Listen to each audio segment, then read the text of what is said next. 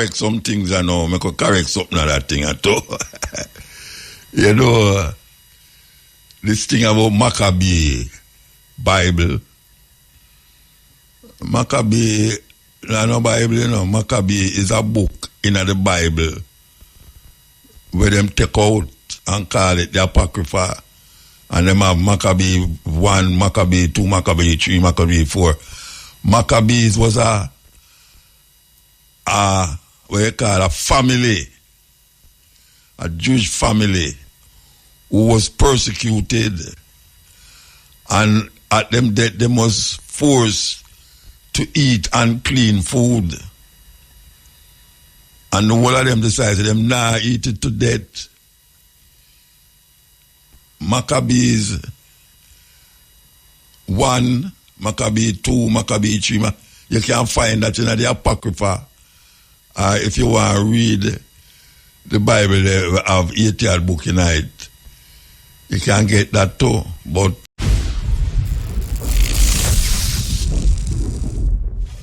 the man, them recollaborate things in the earth, you know. Yes. It's amazing what is taking place. I think the whole light now look like the whole of them are enemy, you know. Them not no enemy, you know. The only enemy is the people who is not in their so-called category of power. It's all about power. Power corrupt. Absolute power corrupt absolutely. And that is where you see it take place, you know. Absolute power corrupt absolutely. And we have to find ourselves. We have to find ourselves. Too much ring around rosy pocket full of prose, you know. And that's another episode of the cutting edge. We realize that the cutting edge reach far. May I tell you? Some place where I never go yet, it there. How we know that? Because we get feedback from those places and also invitation. Yeah, man, invitation. We are talking about places as far as China. Wow. As far as China, people them listen to the cutting edge. And I want to say it look like there's more people listening to the cutting edge outside of Jamaica than inside. I always see like that. Always see like that. 30 odd years we're there. And we're still there. And now the momentum seems to be growing more and more and more. So I want to give thanks to all the people them who tell them once and parents say, turn to IRFM no matter how you can get it. Because there's a Virgin Pana program where it's not easy. It's not easy. You might just learn something when you hear him. Yeah, man. We give thanks for that. And we know say the thing now just haphazardly go on without any body take heed. And as we say, we see the thing I go far than further. Far. Yeah, we don't know who's listening tonight. But we're not going to dampen it to satisfy a certain mindset. Because we're well focused. We know exactly what we are doing. We know exactly what we want to do.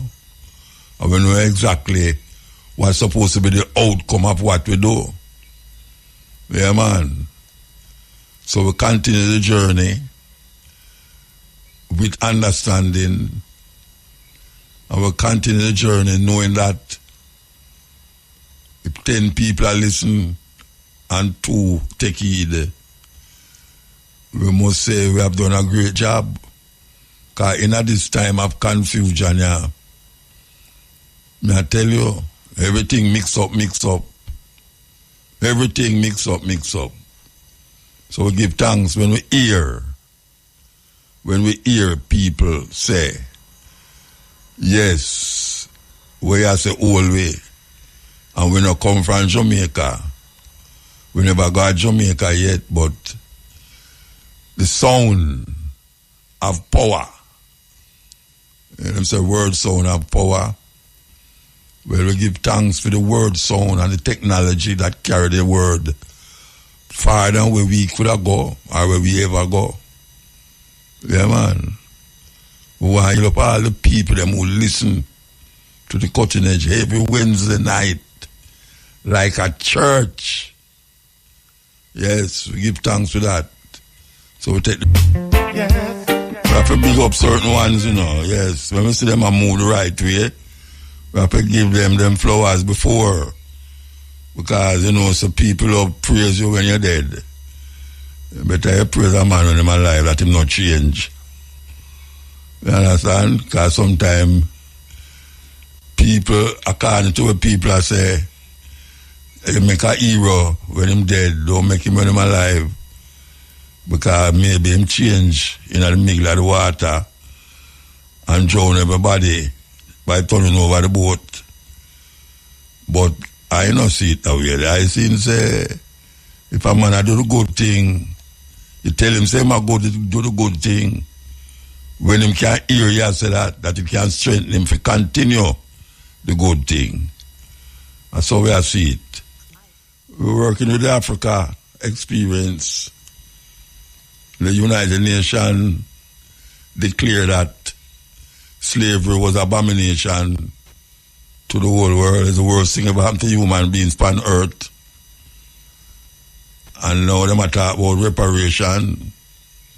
And as you say, a whole heap of people that say that never happen. A dream, pipe dream. Because if you don't have a dream, you can't have a dream come true. You see, so you have to dream sometimes. You do have a dream. You have a dream can't come true. I just that. So when you fight for a just cause, you have to fight with the end game in sight.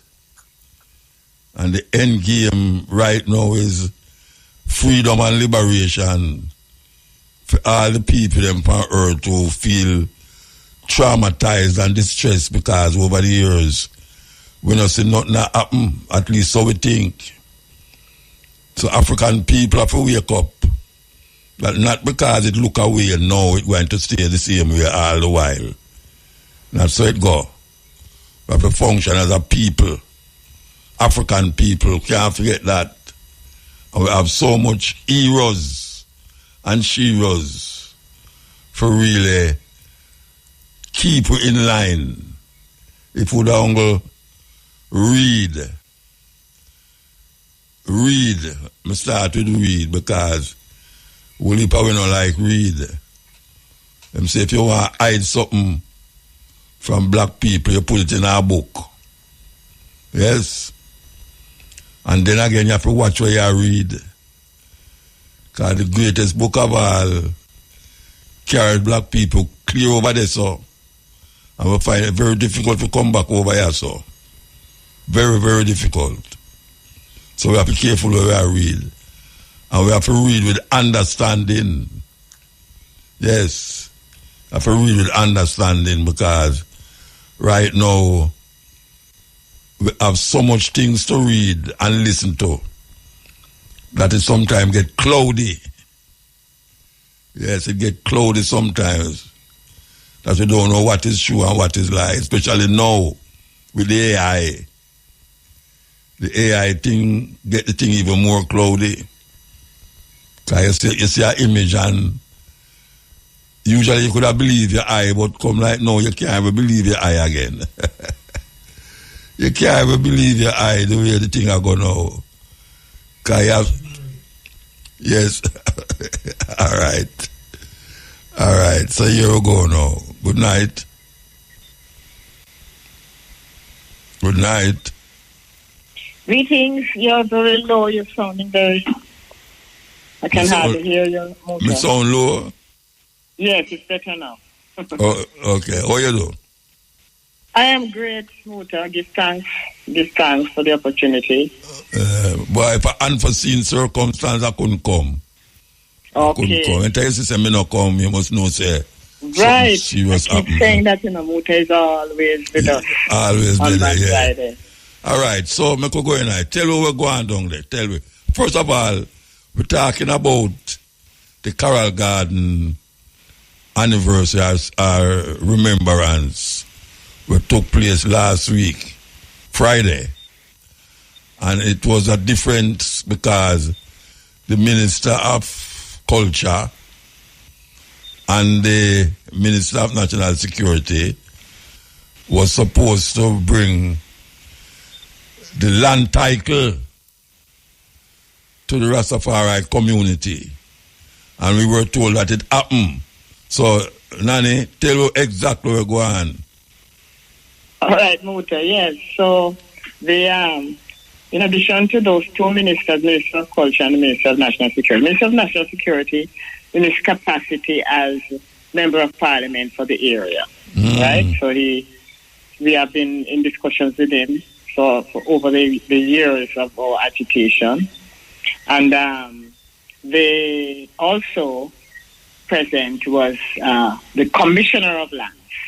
She was the one who, they prepared the transfer documents and officially be signed off on her letter of transfer.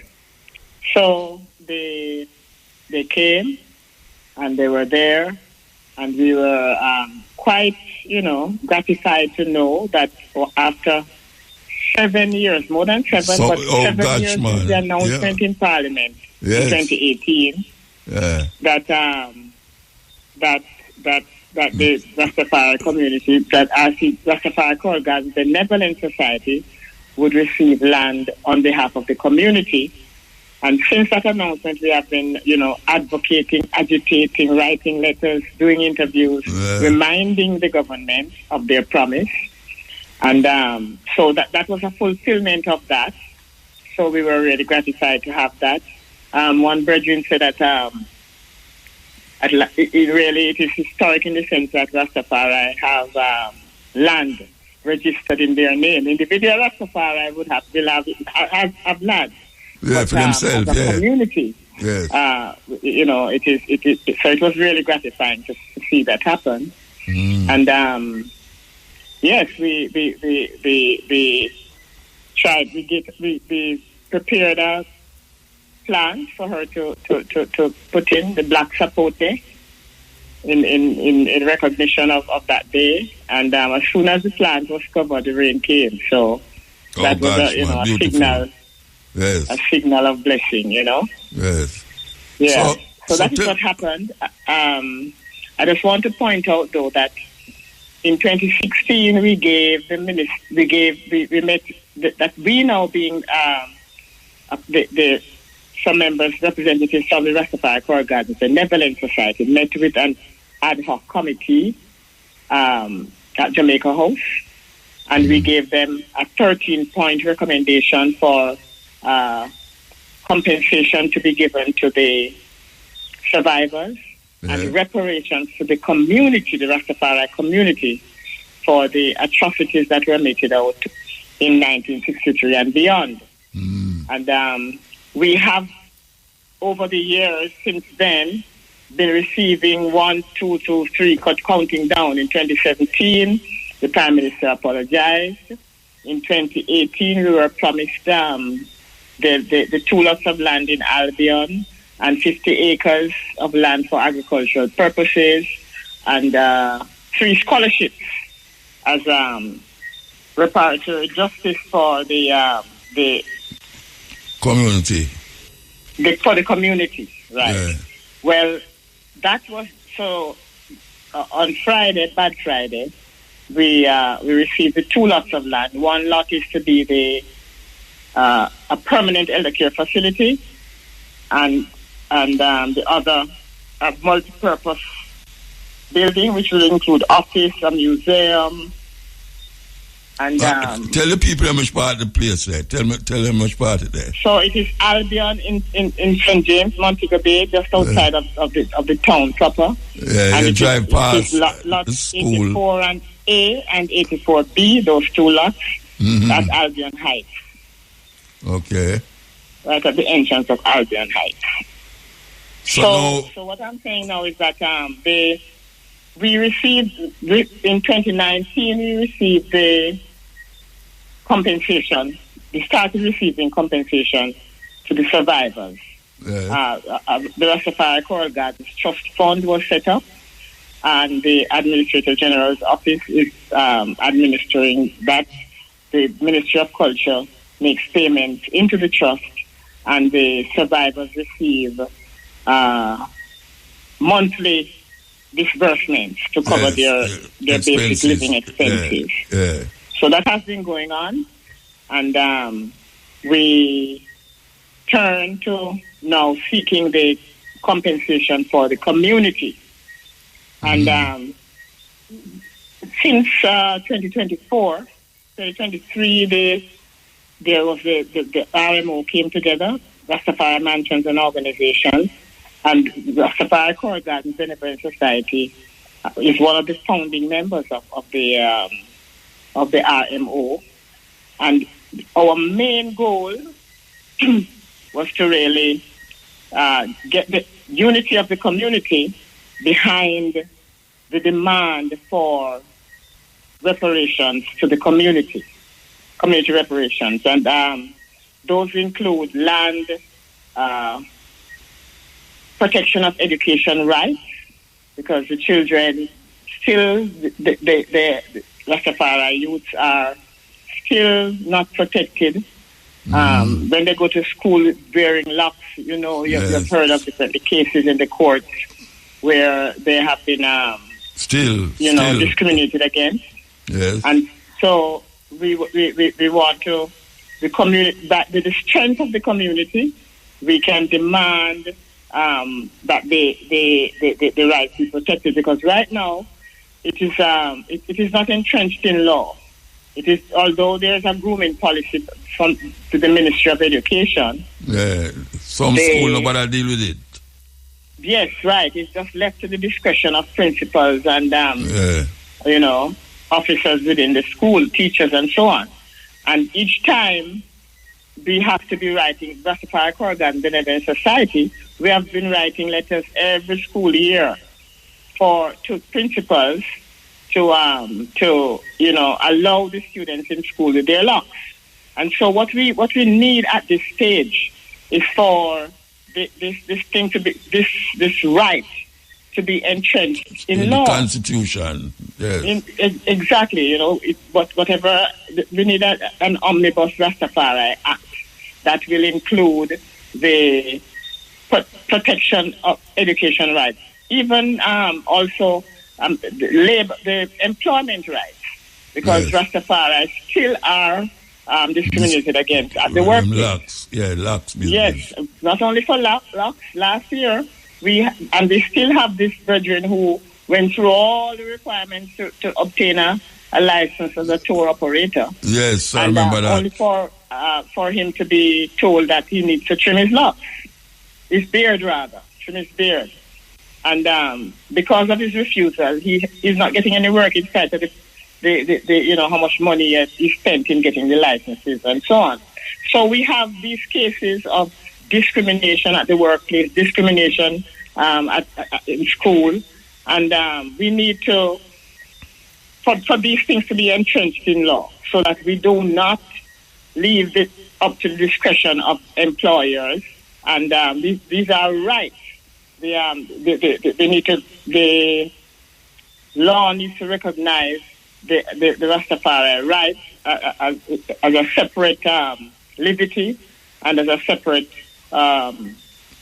group of persons within the community and within the society. So through the RMO, we are pushing for that to happen, and even supplemental rights that was granted in 2015. we're still having problems with ganja, yes. with the protection of those rights. Some police are telling them don't know nothing about that. Some police are telling them don't know nothing about that. You know? And another problem we have with that is the fact that it is under the Dangerous Drugs Law. Yeah. Now, Dangerous Drugs Act. Now, it is a sacrament. If it is a sacrament, it's a sacrament, and so we don't consider it a dangerous drug. So it needs to be removed from that designation, and given more respect. Also, the brutalization that we have undergone as a community for the growing of ganja and the use of ganja, and now that it is decriminalized, the community is not really, catered to in terms of there's an exclusion through licensing and through no benefit now come to the Rastafari community economically from the legal ganja industry. Yeah. So we want the government to look into that, and in the sense of reparatory justice, we also continue to be exploited in the sale of our and the use of our intellectual property rights. The lingua that we have, how we talk, how we dress, how we and the use of our culture, the cultural expression, culture, yes. We need to have that legally written in so that we can, even participate in benefit sharing or so on. I don't know if you hear about it. The Prime Minister of St. Kitts and Nevis, you hear about it? Yes, and him carried to the Parliament. He has now made the Rastafari community a legitimate cultural expression and religion. Legitimate. Yes. Because him saying mother. Yes. Him saying mother is a Rasta. Him mother. So I don't know how far you are going with it. So him I recognize now, say, it's time Rasta be in his rightful place in the community as a legitimate form of cultural expression and religion. And then now we hear now a flashback now come and say Rasta was already seen that way in Jamaica. No go so.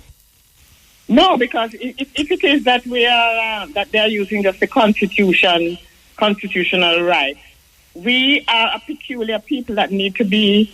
We have been set apart and discriminated against. So why not set us apart and repair the damage that has been going on over the years? And that is why we are calling for a comprehensive Rastafari Rights Act, to protect our rights and to have it written down entrenched in law so that it can be enforceable, So we really need that to happen, and these are really reparatory justice to the community. Yeah. The marginalization of and displacement of the community over the years. Look at Pinnacle, that is really still not yet settled. Mash it up.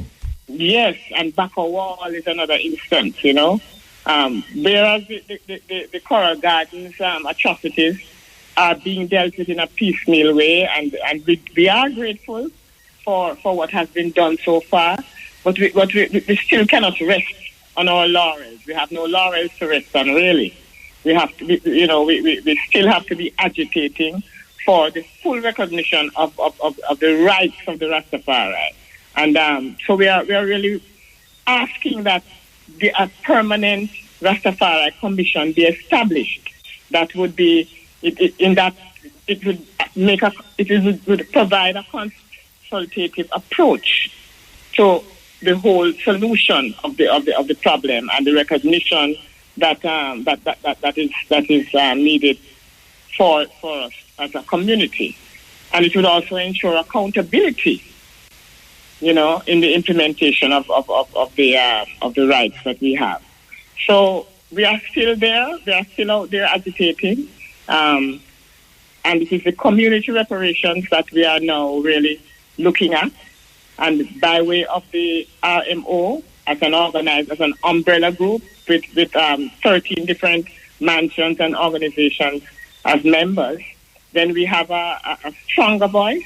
We speak with one voice, and we consult with each other about the problems that we are all as Rastafari experiencing, and would love to see a solution. Make I ask you a question now. Now that this place is available, and we had Upper Granville there, it's a place we usually use forever and ever. Yes. How we're going to balance between the two places, or how are we going to work? Well, the Nyabinghi Center is more of a churchical order, as it is referred to, and we have celebrations on particular days, Nyabinghi observance of different holy days for Rastafari. Yeah. But these two lots here, one will be a permanent elder care facility for the community. We are running a temporary one now in Norwood, which was intended for the survivors of the atrocities who do not have caregivers. Well, now we are having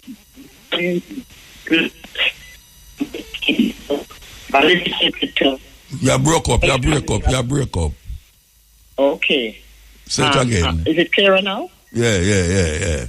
Right. So we're having one lot dedicated to a permanent healthcare facility for the Rastafari community. And we also would want to include a health center which focuses on herbal healing. On the same land. On the same lot.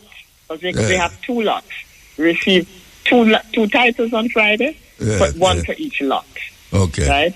And so we want to establish that elder home, permanent elder care facility for the community, and the health clinic for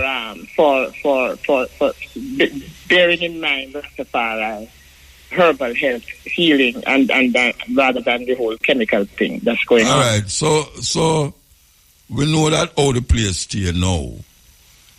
What is the move we make now towards building it to become a viable and feasible HQ, as what I call it, for the elders? Or that will work out now?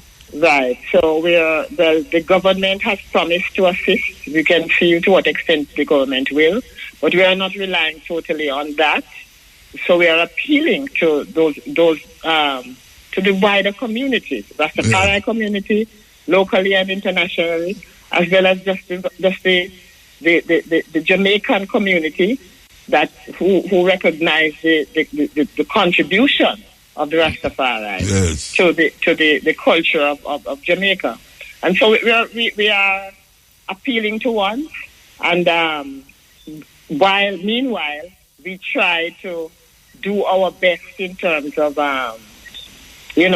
one cocoa full basket, and that is the kind of so we are seeking to do things ourselves, but at the same time we are looking out for donations, grants, those that type of thing to finance the operations. The other lot, which is intended to be a multi-purpose facility with a museum, which we would get some contributions for ones who want to use the Rastafari Museum, and for students who want to get more information, for tourists who want to get more information, and so on. And we will also have a small restaurant there with Rastafari food to provide some kind of income. We're going to do a farm. It's a small it's a lot. But what we want to do is to put in greenhouses so that we can farm the land for really using it mainly as input to the elder care facility, as well as selling the surplus in the wider community. So we are looking for, income earning projects to do on the other lot of land, so that we are self-sustainable in some regard. It's going to need, based off of our history now, it's going to need the community for really chip in and make the thing become viable. I'm not talking about just catch up some place and throw some zinc over this one. I'm talking about serious building. Yes, indeed. It needs serious building, Yes.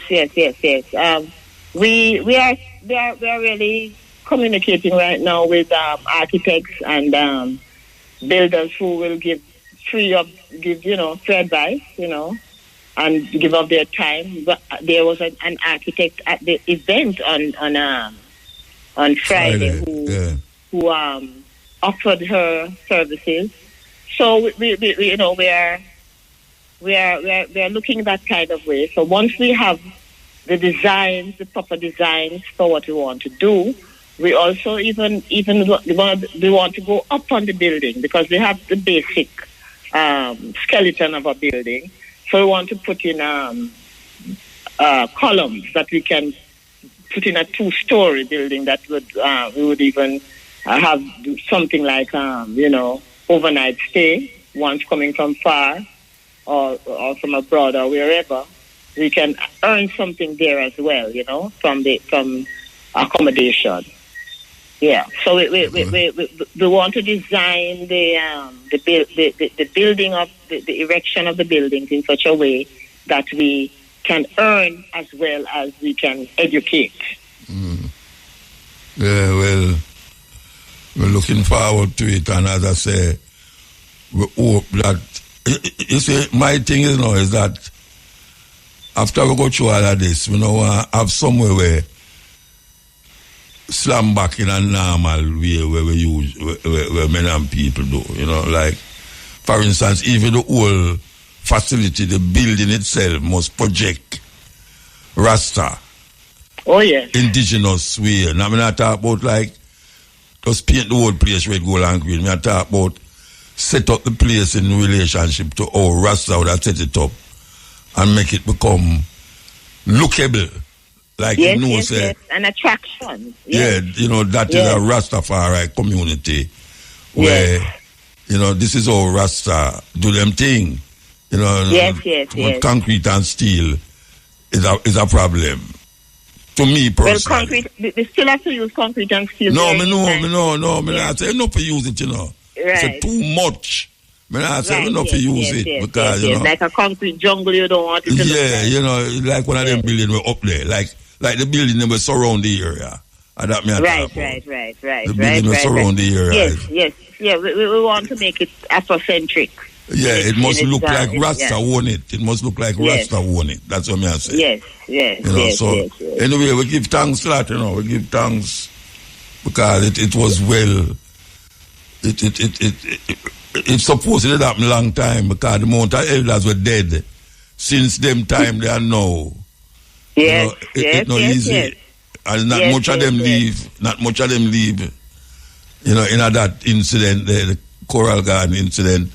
Them dead still, but not much leave. And not many leave. Yes, you have many witnesses, but one who witnessed the thing. That's we have so that is part of what we have as in the museum, the statements of all those who have passed. Yeah. Those statements that were given to the public defender, we have them memorialized on posters, vinyl made of, so it's long lasting, and their photographs on it, and what they and giving up their experiences of in the 1963 atrocities. So we have it there for posterity and for the youths who come along to learn of what's really the elders' experience. They are really the pioneers of the movement, and we have to preserve the legacy. Yes. Anyway, give thanks, sister. You know, I just know say we will always keep in contact with you, because we have this this thing have to propagate, what we are saying. You know, if nothing else. Yes, and you know. Whenever we are doing some fundraisers and so on, we want to promote them, you know, through. We're always there. Trust me, we're always there. All give right, thanks, give thanks. Yeah, man. Yes, that is really something else, see? I mean, I just touched over it a while ago, but I want to go back to it, you know. The Prime Minister of St. Kitts and Nevis I declare Rastafari, not for himself, but for the island. St. Kitts and Nevis is something for no say Jamaica is where Rastafari originate, and it's spread out to the islands and further than the islands even to Africa. Yet still it take the Prime Minister of a next country, very small too.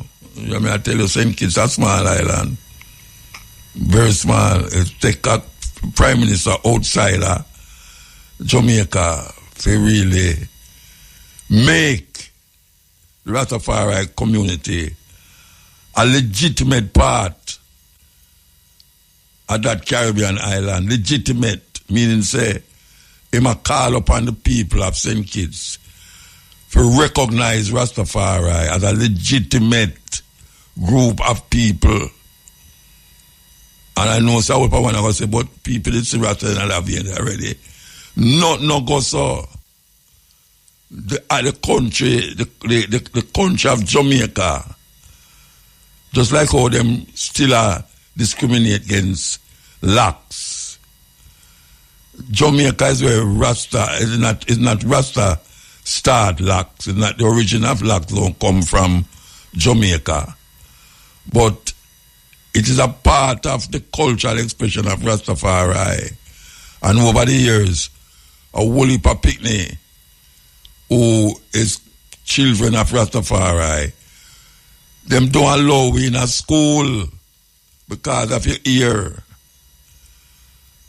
Don't allow you there. And we are, every year we have to fight feet. And now we see an island much smaller than Jamaica come legitimize Rastafari. And nobody now come tell me say, but the government of Jamaica, they do that already. Government of Jamaica never do nothing more than them agree for compensate, and it's fight, we have to fight for that too. Compensate some of the elders them. And when I be bitter mouth against it, because it is good that them compensate something that them cause. This government, the Jamaica Labour Party government, them fight against Rasta more than everybody else. May I tell you that up front. From Bakawal to Coral Garden to Pinnacle. The same government. So when we hear about, you know, compensation, and we hear about reparation, and hear about the legitimacy of Rastafari, we don't hear none of them more than one of the time the Prime Minister come up and say he want to apologize. For the side of his mouth, he might apologize. And that we are talking about, you know. We are talking about the apology. Because now we see say them come up with some land and thing. We are talking about legitimacy. And that we are talking about legitimacy. Just like how them have Bob Marley picture in a tourist boat with big ganja spliff in their mouth. That's what we call legitimizing something. Because when you come off of the boat, them over Montego Bay and Ocherios and Trelawney, you see the tourists them are run towards which part the Rasta things them there. the red, gold, and green, this and the red, gold, and green, that. Sarangs, bad suit, shoes, socks, everything. Red, gold, and them want to hear reggae music in them ears. That is what we are talking about, the legitimacy of these things must be culturally defined continuously. The ganja was a problem to Jamaica still must be recognized as something legitimate.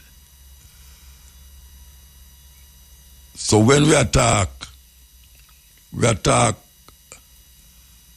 on the scale of a prime minister get up in parliament, or whatsoever I'm saying it, and legitimize it.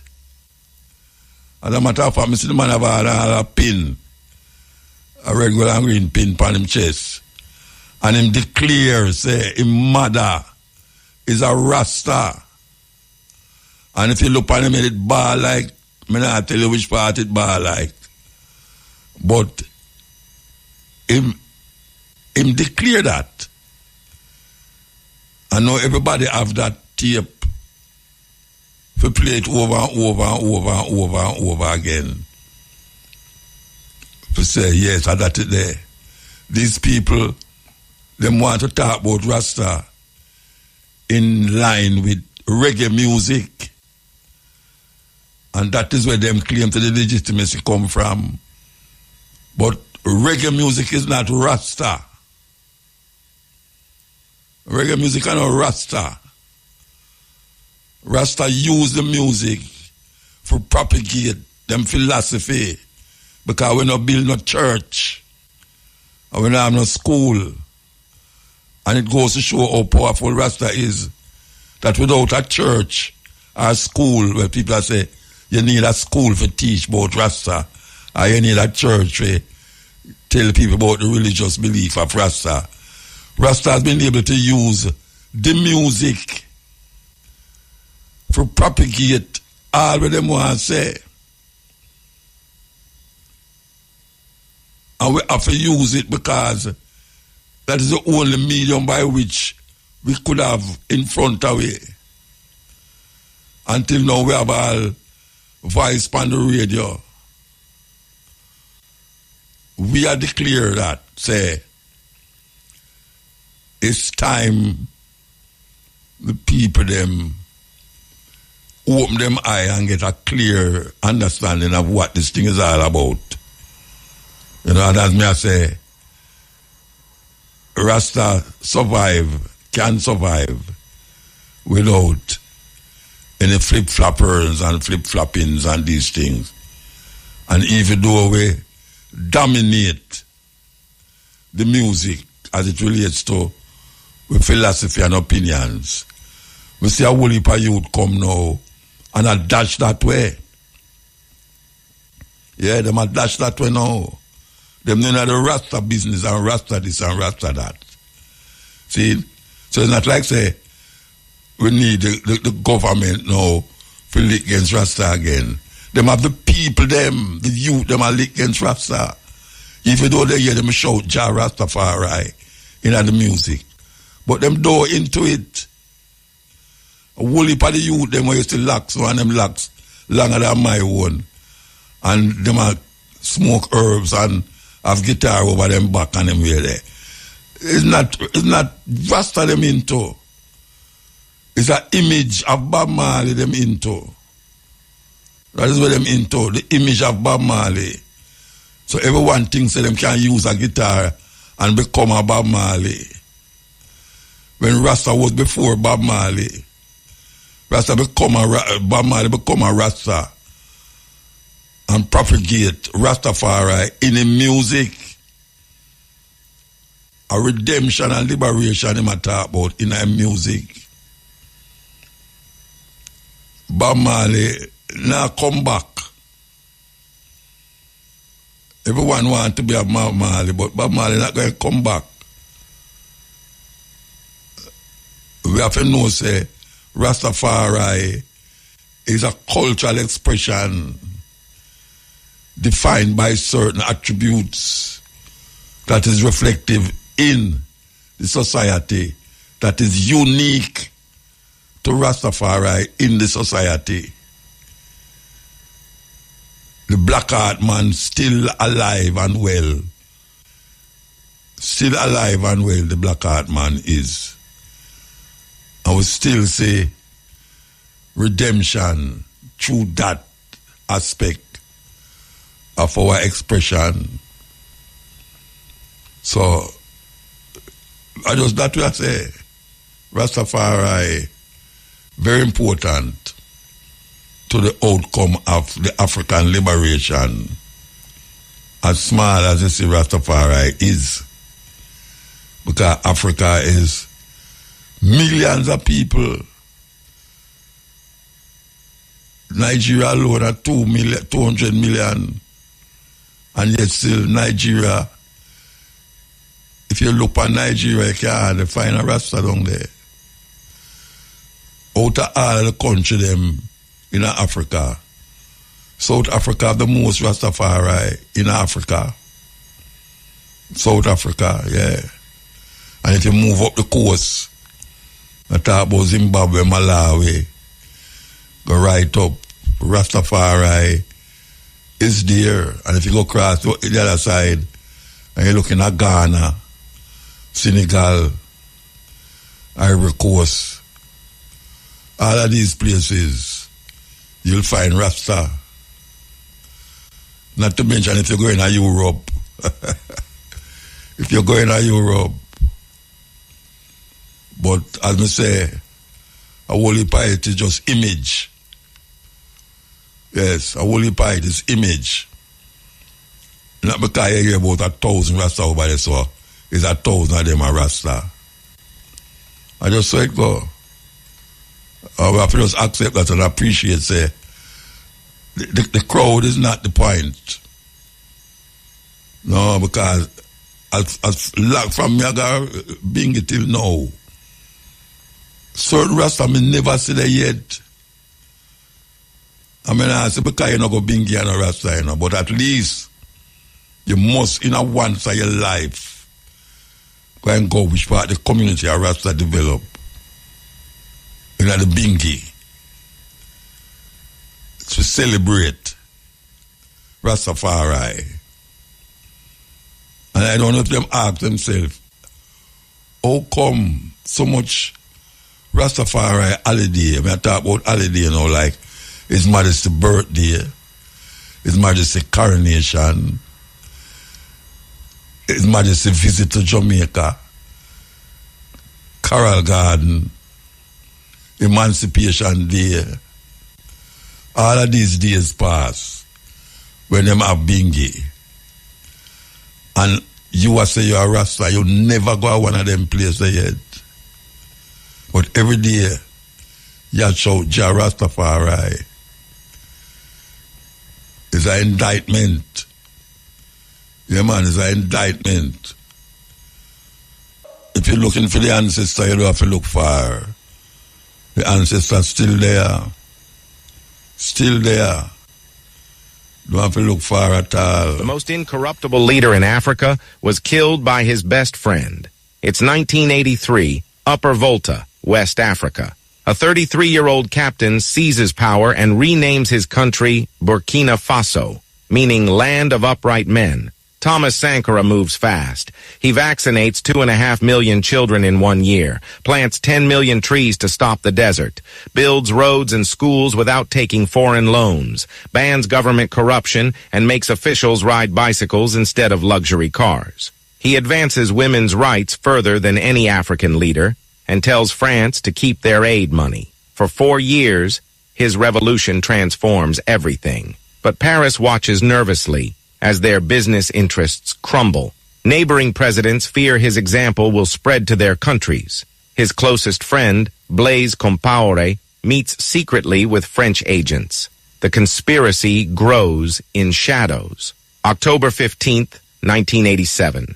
Sankara arrives for a routine meeting with his inner circle. Compaoré pulls out a gun and shoots him personally.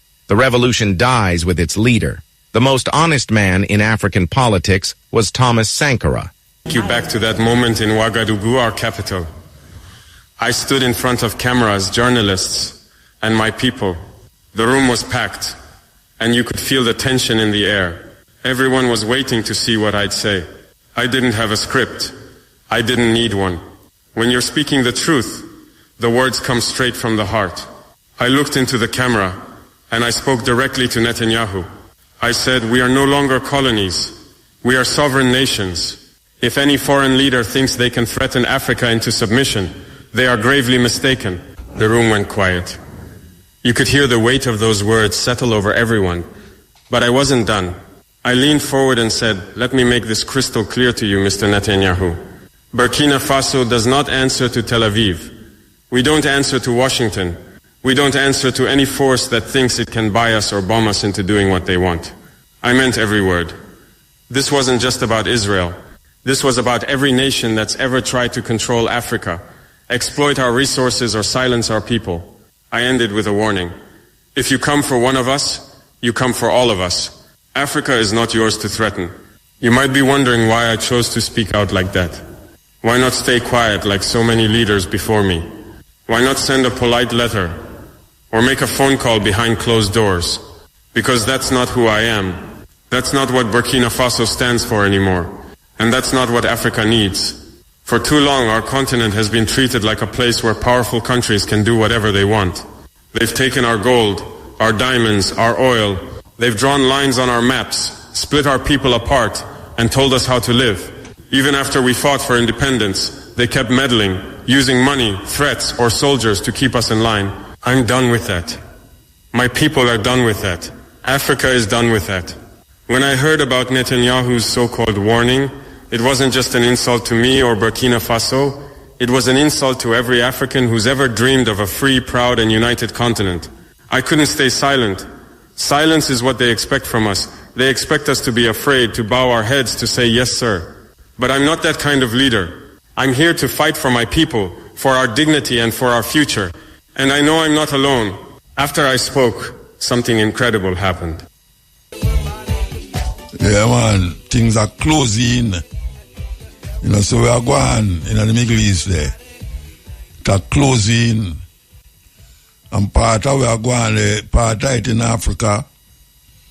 Yes, that's straight the way you hear them talk about them how close off. Whole heap over the other side of Africa. We have to watch where we are going with, you know. Yes, no, not the time to dilly-dally and with all the whole heap of folly. You have to take the thing serious. Yeah, man, you have to take it very, very serious. Because soon they have a doorstep. You open your eye tomorrow morning, you say they have a doorstep. Still want him on piece of ground. We are going to show the paces, you know. Yeah, we are going to show the paces. We are going to take some phone call after 12. And as well, we have to keep it short. I don't know how to keep a man short for the phone. Believe you me, I don't know how to keep a man short for the phone. I have to go learn how to keep a man short for the phone. But some man please them should have start talk everything when we want to talk for about a year. In a minutes where you give him to say it. We all play this tune, you know. Yeah, man, look how long it makes to come forward. I see them have a kind of pause on the war to rectify certain things. They have a pause. Them people are not easy, you know. Two men a mash up place and a kill off thousands of people. And then one day them just have a pause. The pause don't mean say the war done, you know. The pause means say some of them can go drink water. I go see, what them call it, check how much money they make after the war and how much more can make. In the second part, them not easy at all. Can't trust them at all. Can't trust them. Hail Muta, blessed love. Blessed man. Yeah, man. As a student at the college, man, I have to call you, you know, because on the outset area, I say give thanks to all our listeners them over the years, you know? Yeah, man. I have to give thanks. And I am one of them, man, from the first broadcast, man, I'm on the day. Consistently, not every time still. Like, after the hurricane, for about 4 months, we didn't have no cutting edge and no stepping razor, you know? You mean the other day? Yeah.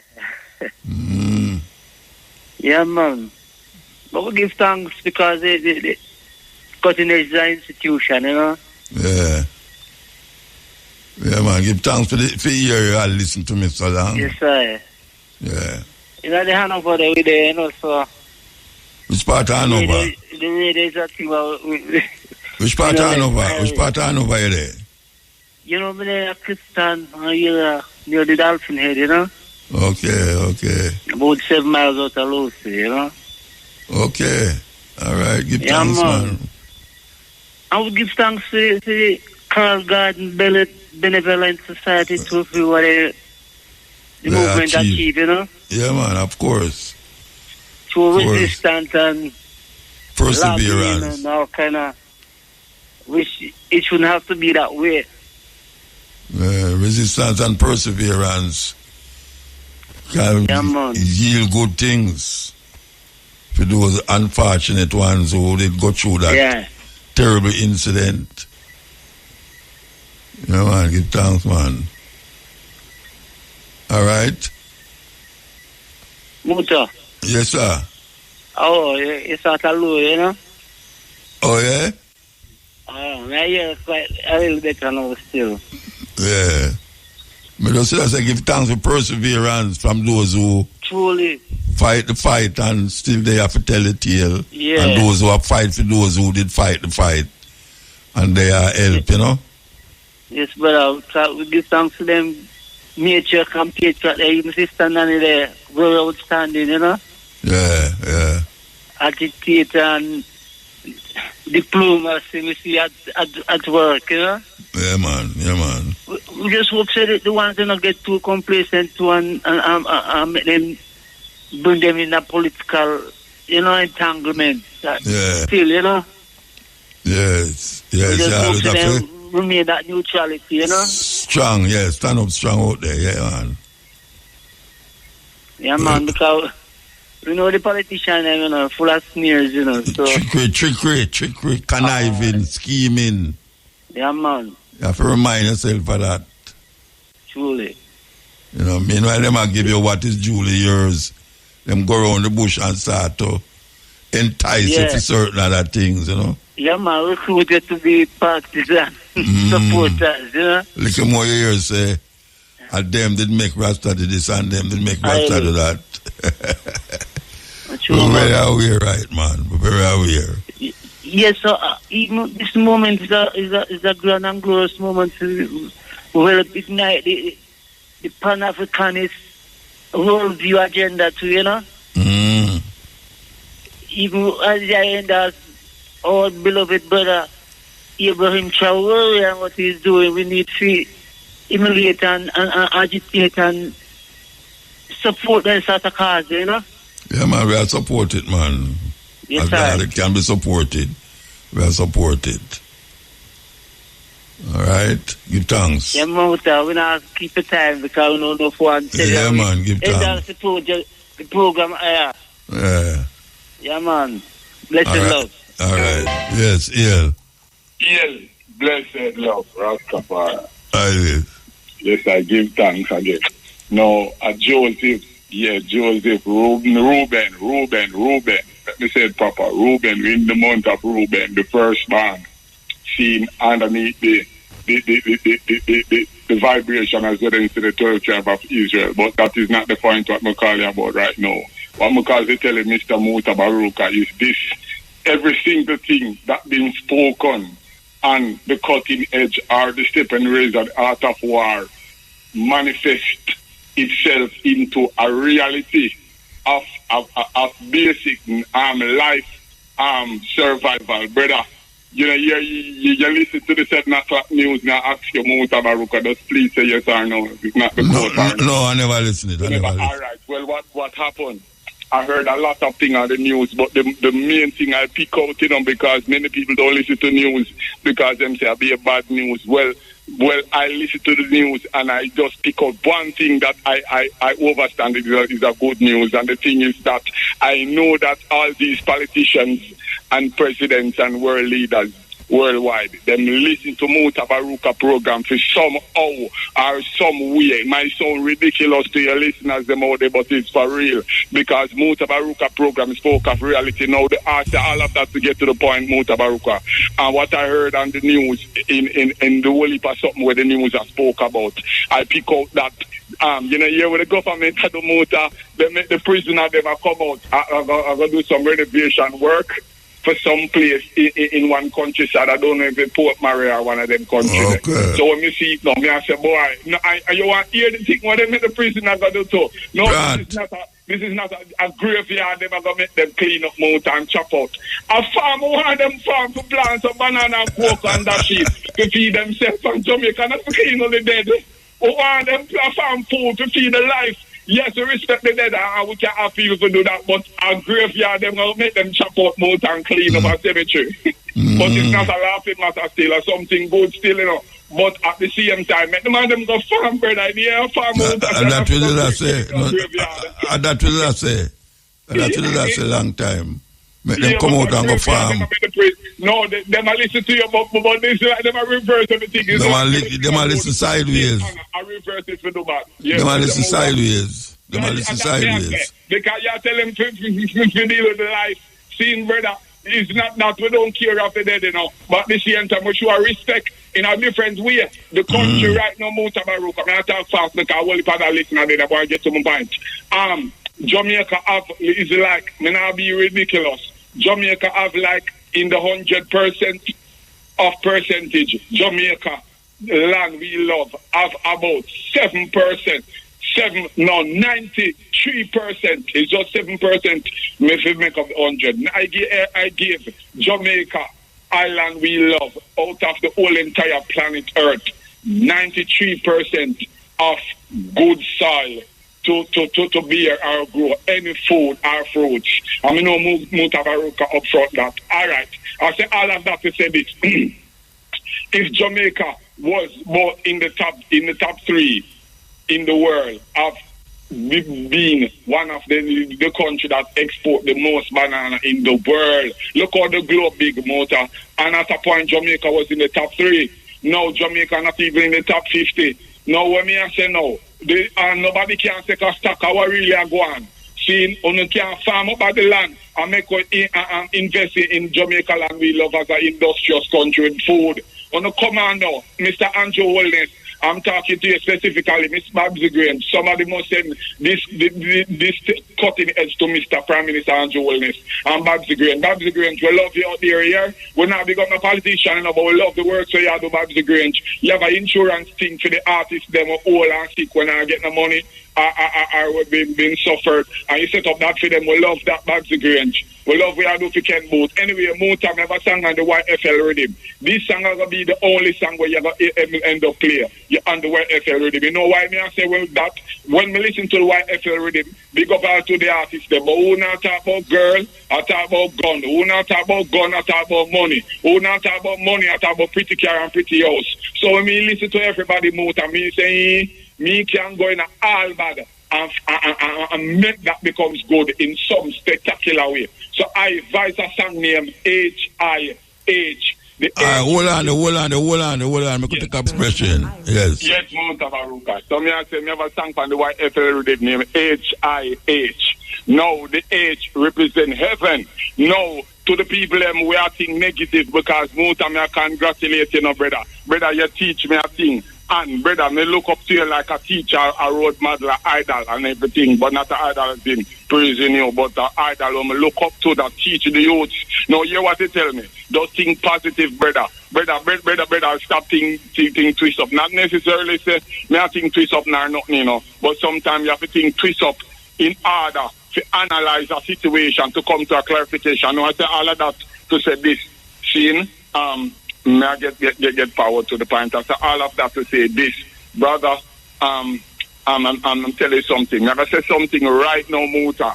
And me know say you have some form of influence, whether in playing your music or people in Jamaica or especially the staff of IRFM will look up to you. And if you send something positive to them and tell them, say, look here, let's give it a try. It worked, give it a try. Them say nothing beat a failure but a trial. No, nothing beat a failure. Nothing beat a trial than a trial, brother. You have to have a trial for win a trial. Anyway, the point is this, Muta. Me, I said two things and then me just stop talk and make you play the song on the YFL rhythm. Now, hear this, Muta, you there with me, Mutabaruka? Yeah, I hear you, man. All right, bless you. All right, listen to this one I have to say now. I want IRFM especially set a standard out there because IRFM is the number one reggae radio in Jamaica and worldwide. So the trendsetter have to always be setting trends for the little children to follow. The little children are the rest of little stations. Now, anyway, the point is this. I want IRFM to play just authentic reggae music for 1 month straight on IRFM. I talk like daytime, nighttime, everything. Seeing, and it don't necessarily have to mean all them young people. I say all man music, them all people music. A joke when I make Mutabaruka still I make good music. I am an old man, but you them listen to it. In fact, let me tell all you Jamaican youth something.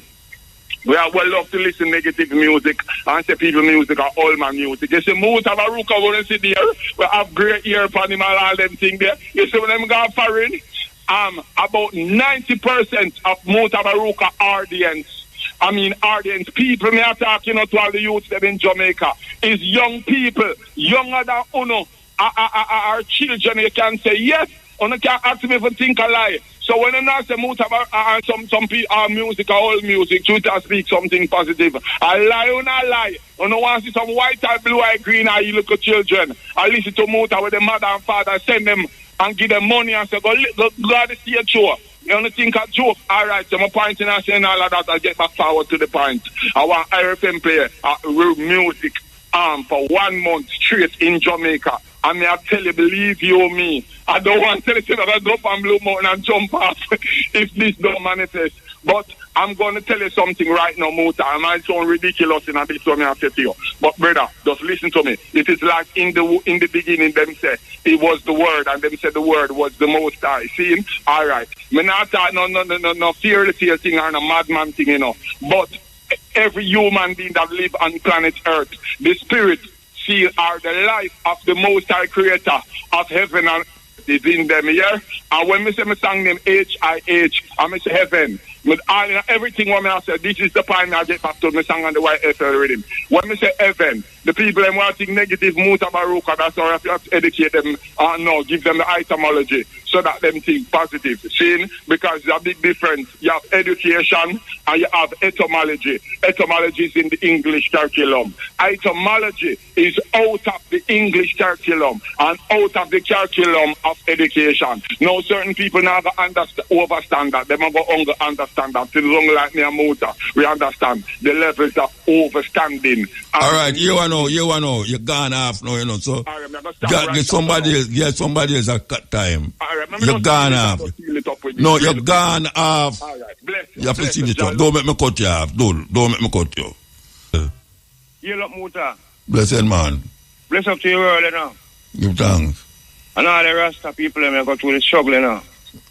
I'm glad to know I am government to them, to the Rasta, them, you know, the sending themselves. I look at the Muta. Because youth have been through a lot of things, you know, because I'm born as a Rasta youth, because you haven't know.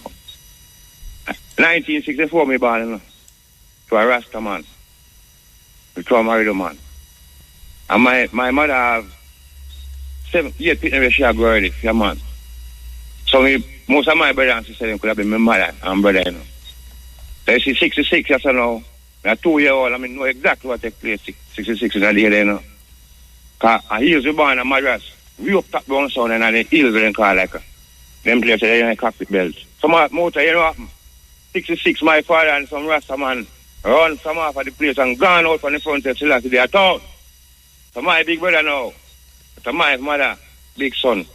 The man grab me in a yard and cuss 2 brothers of me, you know, and tear off me head with a me lock Selassie in a brother. You see it? And I thought, boy, was it not Rasta because they are town? And then people no support Rasta from a long time. Christian, my mother, my people. We were hated by people in the community. Which a lot of beating when you get a lot of people that grown. Yeah, 63 now. A lot of beating we get from people. Everywhere in the community. And my father was a Rasta, and my father never get no beating from the system. So my father now always been a powerful man still, as a Rasta man. Because my father left in 1932, you know, just as Leonard Howell, farm Rasta. So, you are going now. The bridging them from down a Coral Garden. And my father, a bridging. So now and then they would have found in, some of them walk through bush and found up in the Madras, you know, way up at the mountain there, you know. And come check my father and them do their reason. My father carry them and hide them from out of the yard and bring them over back of the bush, because they were hated by all my mother picking them to them. Nobody never love Rasta and Muta. So when me hear the man talk about a certain politician didn't know Rasta, me born and tell you, say, the world say, me I tell you, say, two politicians part of Jamaica never love Rasta, because my bigger brother them, and my bigger, them support the same party where them say love Rasta. And me not call on name, but they don't support the LP, yeah? And up till now, and they don't love we. You mean I say, Muta? Yeah, man, I hear you. Christian don't love Rasta boy. So look at, my father now, Virgin them used to come up and attack my father. So my father and them go over the wall and them do them roast dumpling, ital and coconut and them eat and like that. So my little brother, we go over with them because I like it 1 year old, 2 year old and no. You know what I mean? Because still as it just come through and 66, 67 them man they are forward in. And them man come over them attack. Me them attack me for my brother reason that listen to one night time we hear the man and say, you have to run, man. You have to take over yourself. The motor, when me get bigger now, I learn about the Coral Garden. I know that them struggle, better them that go through, you know. That's the man them all are power. So them invite my father now to live a flanker, 1972, we migrate and down there. And motor, the world, people in the world, motivation. I tell you, say emotion, I catch me, because people of the world, listen me now. We know about to quit easy, you know, the Rasta youth and the Rasta people, the brother. Power. When me go flank, I go live man shoot me in my eye with slingshot as a Rasta people. The man will shoot me in my eye, you know. The man I drive one bulldozer in a motor. You hear me, motor? Yeah, man, I hear you. Motor, the man I drive, you know, he'll fix the motor. A flanker, where them dig down and put them place over there, don't it?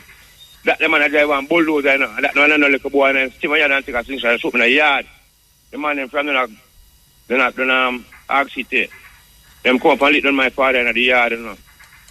Yeah, I said, to a Rasta man, and the police them come to and take up my father in a 1972 curfew and can't go down the street and my father let go them court, man. Because my father, you know why we go live and flank a motor and go to his sense. So my father know was a man that say, he read Maccabee and things, so him powerful. So my father used to went down there and have a whip. When my liquor night time, I call garden, so the rest of them call a man powerful. So them bring me down there, we down there. So when me go through the system that I go through right now, my father take the man, my mother from the old man and get 5 away. So the rest of them, the rest of 8 of them, then don't love Rasta. My 3 of us are brother Rasta, my brother, Muta. We go lax. And my father think that fella. And me know as a Muta right now, still I go through this fight. People don't get and I support in Jamaica here. As a Rasta people, brother. And they grow on. Muta, you know me still in a Muta. I'm tell you me, you know. I mean, you give up. I mean, you bring the car them up for FM, IFM. Carbo them know me. I mean, you give up to it. You see me? When you bring the car up there? When you bring the car up there? The car can't come give you planter, man. Okay. Yeah, man. Me say, man, I still can't say forward to you. I'm going to carry 2 yellow yammed for you to stay. But Muta, come not the far from. But Muta, listen me, man. When people are talk about who no love Rasta, nobody don't love Rasta right now in Jamaica. I fight them. And also I youth them I keep out them like I don't love Rasta, brother. Some of the people them what? Where you say them do? Most of the people say them are lax and them still don't love Rasta. Oh. I tell you, Rasta no kind of agree with you still. You see, Muta. I kind of agree with you. You know why I call you still? I know there's something I want to go, but I have to call you and give you a story. See, call me one, make it next to you. You see that song that you play, Joe Higgs song? Yeah, so it go. But Muta, I'm tell you, the people of the world, listen to me, just give me a little time to talk to Muta, because... Yeah, but you have to talk, because you did it long now, you have to talk. No, right. That song, like you say, Me there up in the street, I sell from Joe's car, Canberra, rain bread and all kind of things. So I see this man found up to me motor as I look up. I'm about 40, 50 in them time there. I always just go still in the clocks and everything. And so I sell my thing. And this man comes and say, youth, I don't have nothing but you can give one record and you give me a cornbread and butter and a sky juice. How many enjoy it, you know? See that? I'm give you the record here. And somehow the man give me the record. So I carry go. A big lane me live still, you know. Big lane on a Central Village. So I'm going to the and give one brother named Bala. Kabbalah, but I name one sound man named Kabbalah for play it at night time. Because I don't have nothing to play, brother. So that's why I call up still, you know? Okay. Just to that song, the brother. You see me? All right, give thanks. Bless up, Muta. Yes. Man called Joseph Grant. You know, the last time I see that brother, I was in Germany. I hears that, you know. Dortmund. Why yell him up doing him there? Big tune. Frustration is our only anger. Yes, Iel. Water. Yeah, blessed. Greetings in the name of the King, Emperor Haile Selassie, I-I-T-I-T-I, Rastafari, blessed be the I. Yeah, man, give thanks. Family. Yeah, man. Yeah. Shane Clark, the indomitable one. Blessed be the I. Yeah, man, let me hear you, man. Let me hear you. Yeah, each and every one. My heart. I see him. Teru. Cabo, Mahateru. Yes. Cabo. Yes. Yeah. Yeah, some special recognitions. She sleep, though. She sleep. She not get up them over there. She not up them over there, man. No, yeah, I say something special to the topics where she had transferred to the people, you know. Okay, yeah. It is very important, you know, the concept of our going in the movement. Yeah. That is vital information to our going. Well, as you can see, Muta, the thing are going and the war fight and the program are running in the world with them want to run. See me I say, these things is happening based upon the reason that I talked about one night last week, you know. Before I go in it, I want to give my condolences to the people who have suffered through the years of all the misrepresentation and injustice by the system of the German Holy Roman Empire, which has transformed itself into many forms of governmental order through the entire world, with suppression, repression, and downpression. I and I, Rastafari, come to liberate, fight against that to my peoples in the nation of Cuba. Loving them more than how Jesus loved little children, because we see the hands of the dung pressers them. I try to put a stranglehold on the neck. And we are here for y'all. Rastafari is the way, the truth, justice, life, longevity, uprightness. And the word where I go say, I got a soon. That I deal with and I defend. Now, in the system where we are living now, it is based upon a philosophy from a Eurocentric mindset, and it don't have nothing to do with life as it was created by the Creator. See? So now, I and I, Father, Emperor Haile Selassie, come accordingly within this dispensation of time to show I and I the direction and the way how we're supposed to participate in this life. And being the Word was God, the Word is God, and the Word manifests itself and became flesh. It is within I and I to know the reason of life and know, say, that all wagwan is still the same order and the truth of life. And it may come, one time them say, a man did the name Jesus Christ, some man say Jesse Christ, some man say Justus Christus. All of that is good. The issue where I see with the thing is confusion based upon lack of knowledge. Question either ask the I, either ask anyone. What is the cause of the death of most people within the world? What is the death of the cause? Yeah, you got that one out. What is the cause of death for most people? Yeah, what caused the death of most people in the world, or nearly everyone in the world? You know, you have to tell me that, you know, because I can't tell you about 1,000,001 different cause. No, it's one cause in a motor. All right, tell me the cause. Or I'm guessing. Tell me. Knowledge. Oh, knowledge cause death. Knowledge cause, yeah. Okay. Yeah. Either the lack thereof or the knowledge of things. And in Genesis, it tells us, say, when you eat of the tree of the fruit of knowledge, you're going to come life and death and these things. Because when a man get knowledge, him do things and invent things because death. For the lack of knowledge, people die because they know not themselves in the perception of thought to manifest life itself, whether from an ailment or whatever it is that take up onto them. So it's knowledge. Like I say, it's so it's a better man do have knowledge then. It's a better man do have knowledge. And then the moon dead. Eh?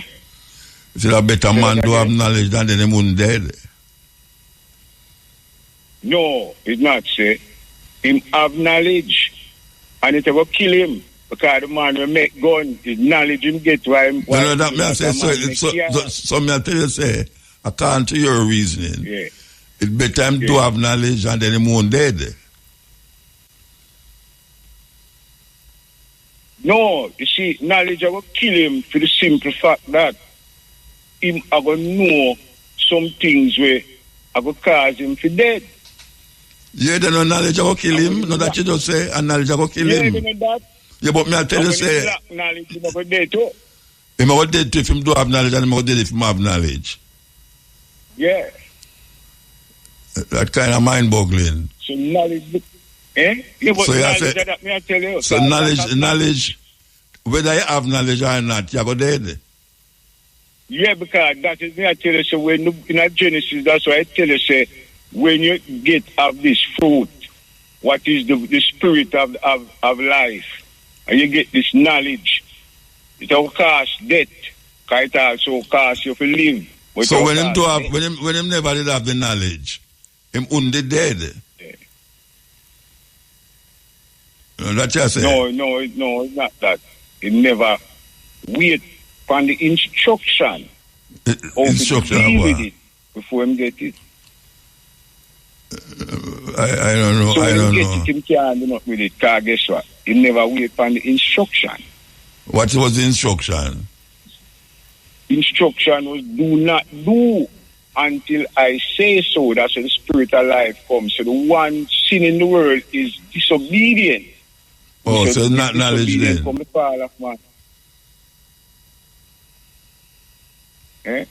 So it's not knowledge then? No, it's true him disobey and him go seek after this knowledge where him want know about. Oh, you mean him seek after it? Where him go seek after it? Don't deal with that. Eh? Where him go seek after it? When you say him go seek after it, where him go knowledge, because, all right, he was told that don't do something. And him go do it. Yeah. And to him do it now, him get knowledge of things. And then him, that means him and him road to death now, so him go get the knowledge. Yeah, because, all right. You see me I say? So if him never did have knowledge, him wouldn't dead? No, he would have get the knowledge with the proper way of to deal with it to give him life everlasting. So it's not the knowledge that will kill him then? It's not the knowledge that will kill him then? No, yeah, but it's the knowledge that will kill him, because Yeah, because it's like a man give a bomb and say, well, I'm on the bomb here. And you say, what is? But through your lack knowledge of the operation of the thing, you're going to disturb it. And Okay. No, if you wait for the man to give you the knowledge procedure to deal with it, you wouldn't dead. Okay. You see me, I say? Yeah. So it's just so we do with it, because it shows you from Genesis how the things start off. And in the philosophy where I get, every man in the Western hemisphere get, as a matter of fact, the world pan a whole. See, most of the philosophical reasoning come from a Eurocentric base. Because when them go and find out the things of the university where they are. You mean most of it in the West? And Alexandria. Most of the knowledge in the West. Yeah, that me I tell you, so most of the knowledge in the world. No, the West. Because it's not just in the West alone, people are dead, you know. People are dead from in the East and creation. So what? So the people in the East are dead from which knowledge? Where we get in the West? No, they are dead from the lack of the knowledge of the eternal life where mankind never get. When yeah, but you are based it up. But you are based it up off of the Bible. No, you are based it up off of philosophy.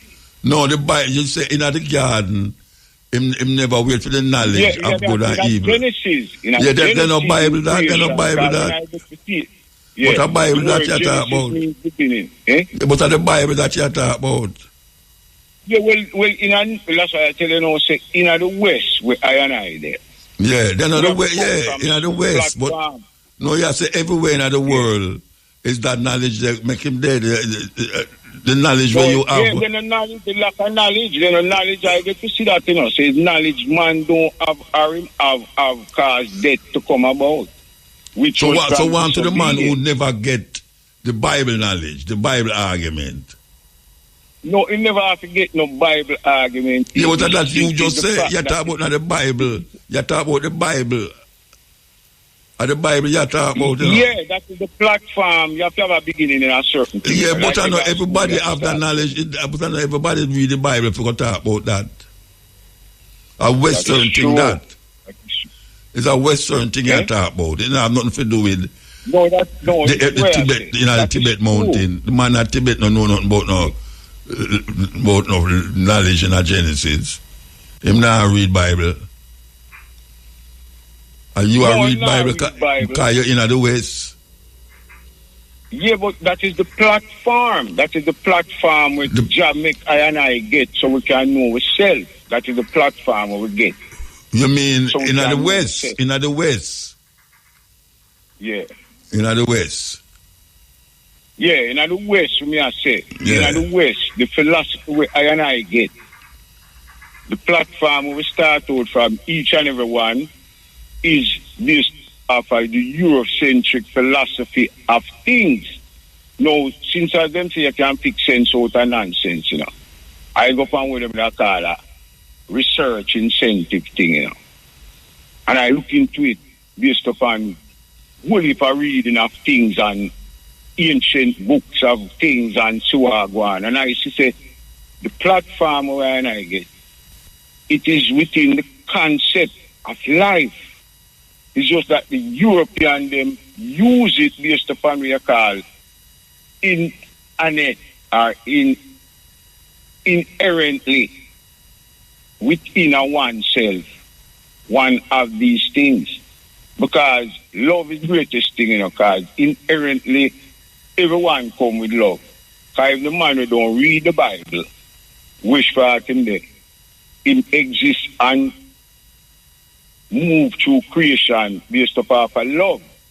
Because without love, him couldn't survive. Because the word that we really use is not the word L-O-V-E will come from the Leuven, which was a German word, means affection. I would have more use the Greek word where go agathosune, which means benevolence and kindness and the treatment of one in relation to oneself.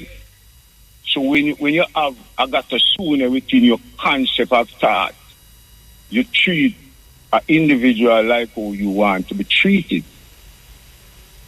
So within that concept, you know, world that run on a more leveler frequency and where it run on right now.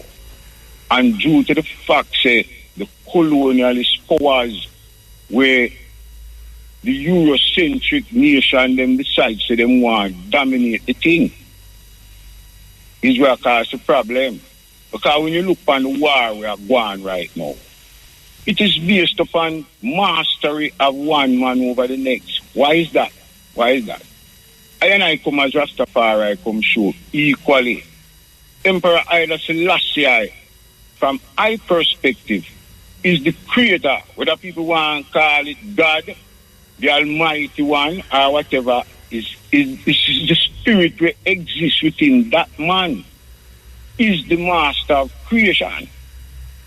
So the same spirit in him is the same spirit we hear them talk about Jesus Christ.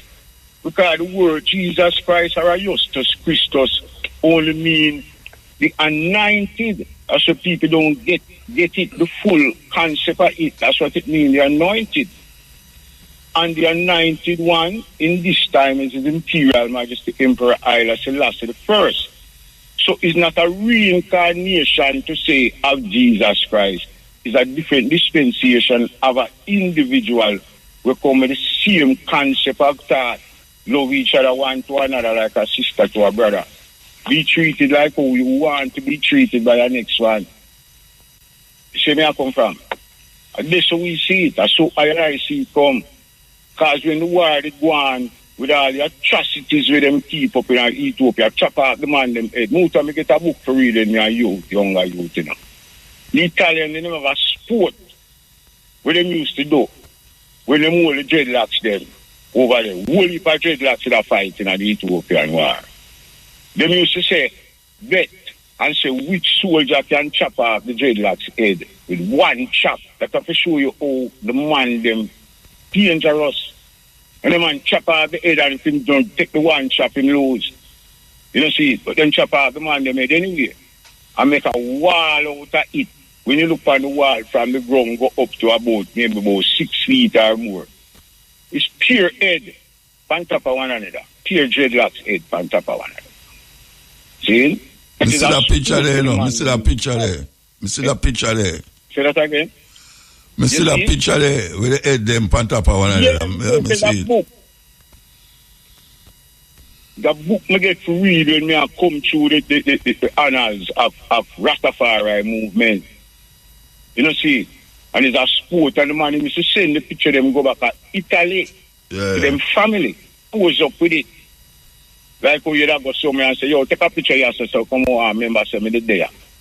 See, now I get to find out, say, the Jewish people them were always create the animosity and atrocities amongst nations, come and take up the name of I chosen Israelite, call themselves Israeli based off of Benjamin Disraeli, which was the first guy who give him the piece of property down there. So, see? Them come from a European base where them call them Ashkenazi. And the reason why them call them Ashkenazi is because Ashkenazi means German land. That's what it means, you know. That word there, you know. German land. And them a come from a brother named Iran of Baghdad.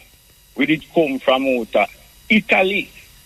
We used to study at the House of Wisdom in the same Iraq, they don't have Iran borderline there. Where they need like a university teaching. Seeing all them things is written in the books, you know. So we know, say, these things is realistic historically because it did it. And now they have used it for claim, say they have promised by the world. And I know, say, Israel is a person, not a piece of property. And the land was Canaan. So we are going for that definition of what we see in our when we call vision of the word. Because the prophet them did say we were going to captivity. And when I look at it, I see that to match up that in the context of captivity means slavery.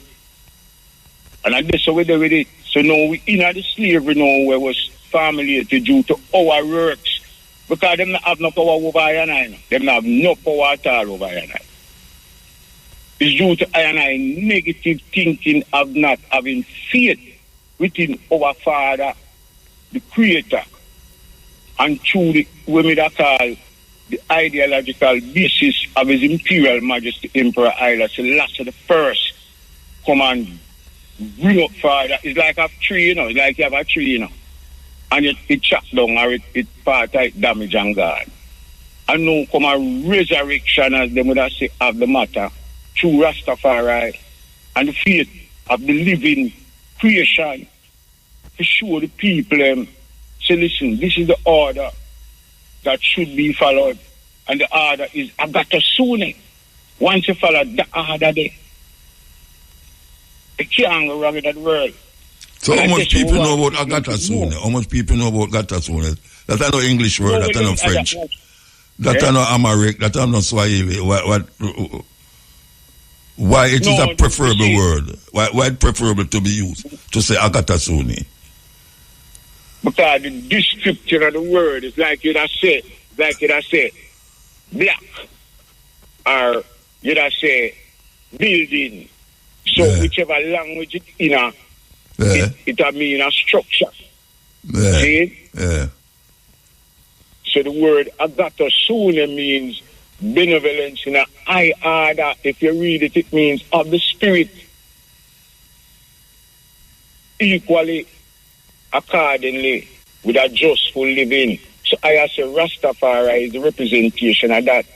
Because that is all the love for me, you know, of things in life to make it equally mandated. So no guy in no government in the world now run off of them own, you know. Them are run off of the order of the German Holy Roman Empire. Because that it still around the place and the principles of thought are going with that. They may change the name, call it England, America, whatever they want to call it, France, Jamaica, whatever it is. But it's the same system of government. Because there's no full justice in it for no one that is not within the rulership line. And that's why I tell you what they say, all authority come from Selassie, not due to the fact say him not there or whatever.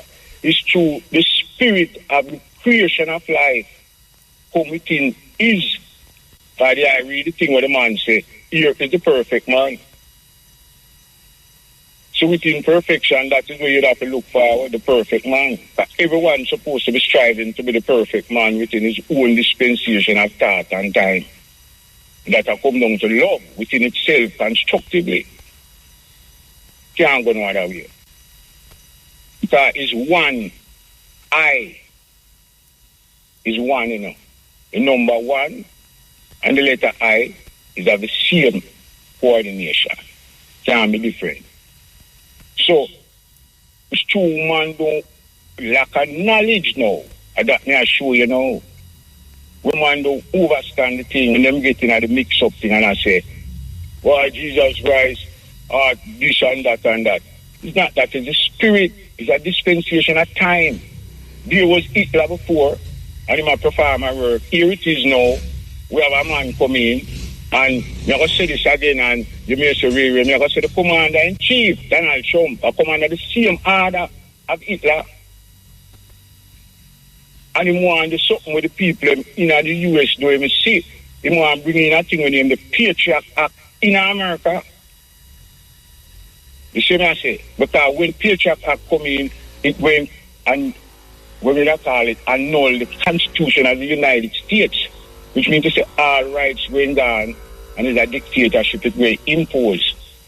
So it must create a negative atmosphere in the world to make somebody retaliate against America in a brutal form like the building them World Trade Center where them they mash down.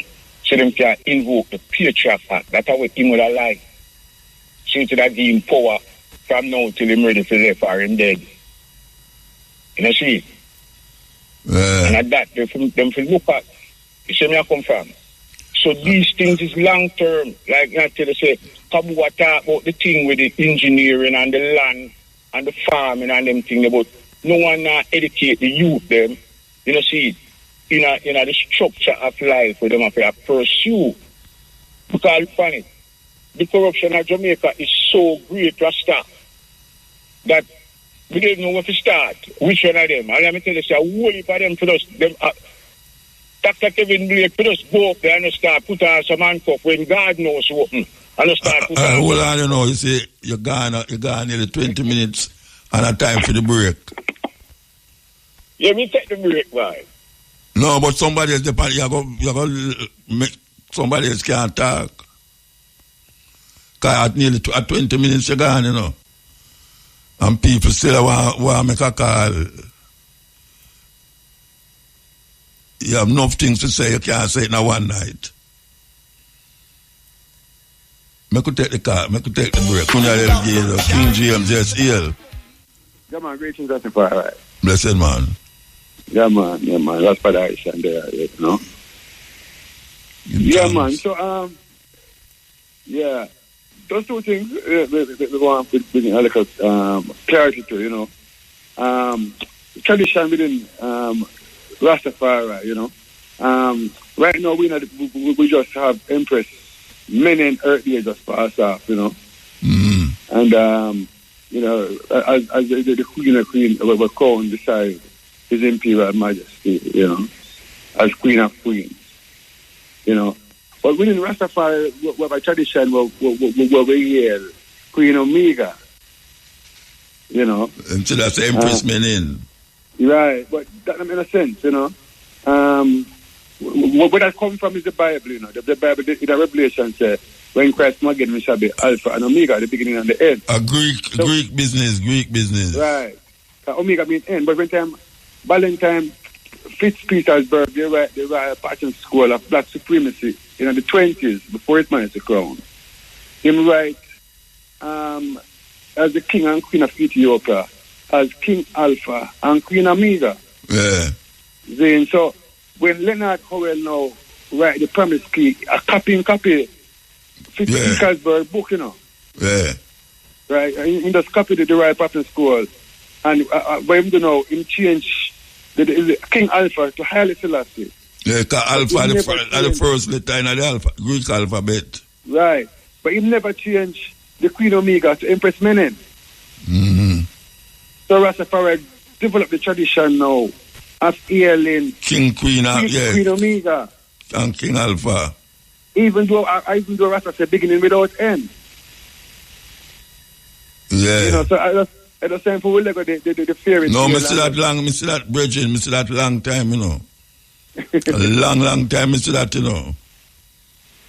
Yeah, man, long time. So the King Alpha and Queen Omega thing are gone right back in something else where that try come from. Yeah, man, you understand. And just to point out to one, say, you know, the anniversary of the Carroll Garden massacre is April 12 and April 13. Yeah. You know, April 12 and April 13. So, celebrate Bloody Thursday. We celebrate Bad Friday because that's the season and our celebration there. No, well, no, true. Yeah, I know what to say. Through the time that happen on Holy Thursday and Good Friday, them just keep it that way there. Yeah, man. Until I try to select something else. Yeah, we can't. We're not letting go that, you know.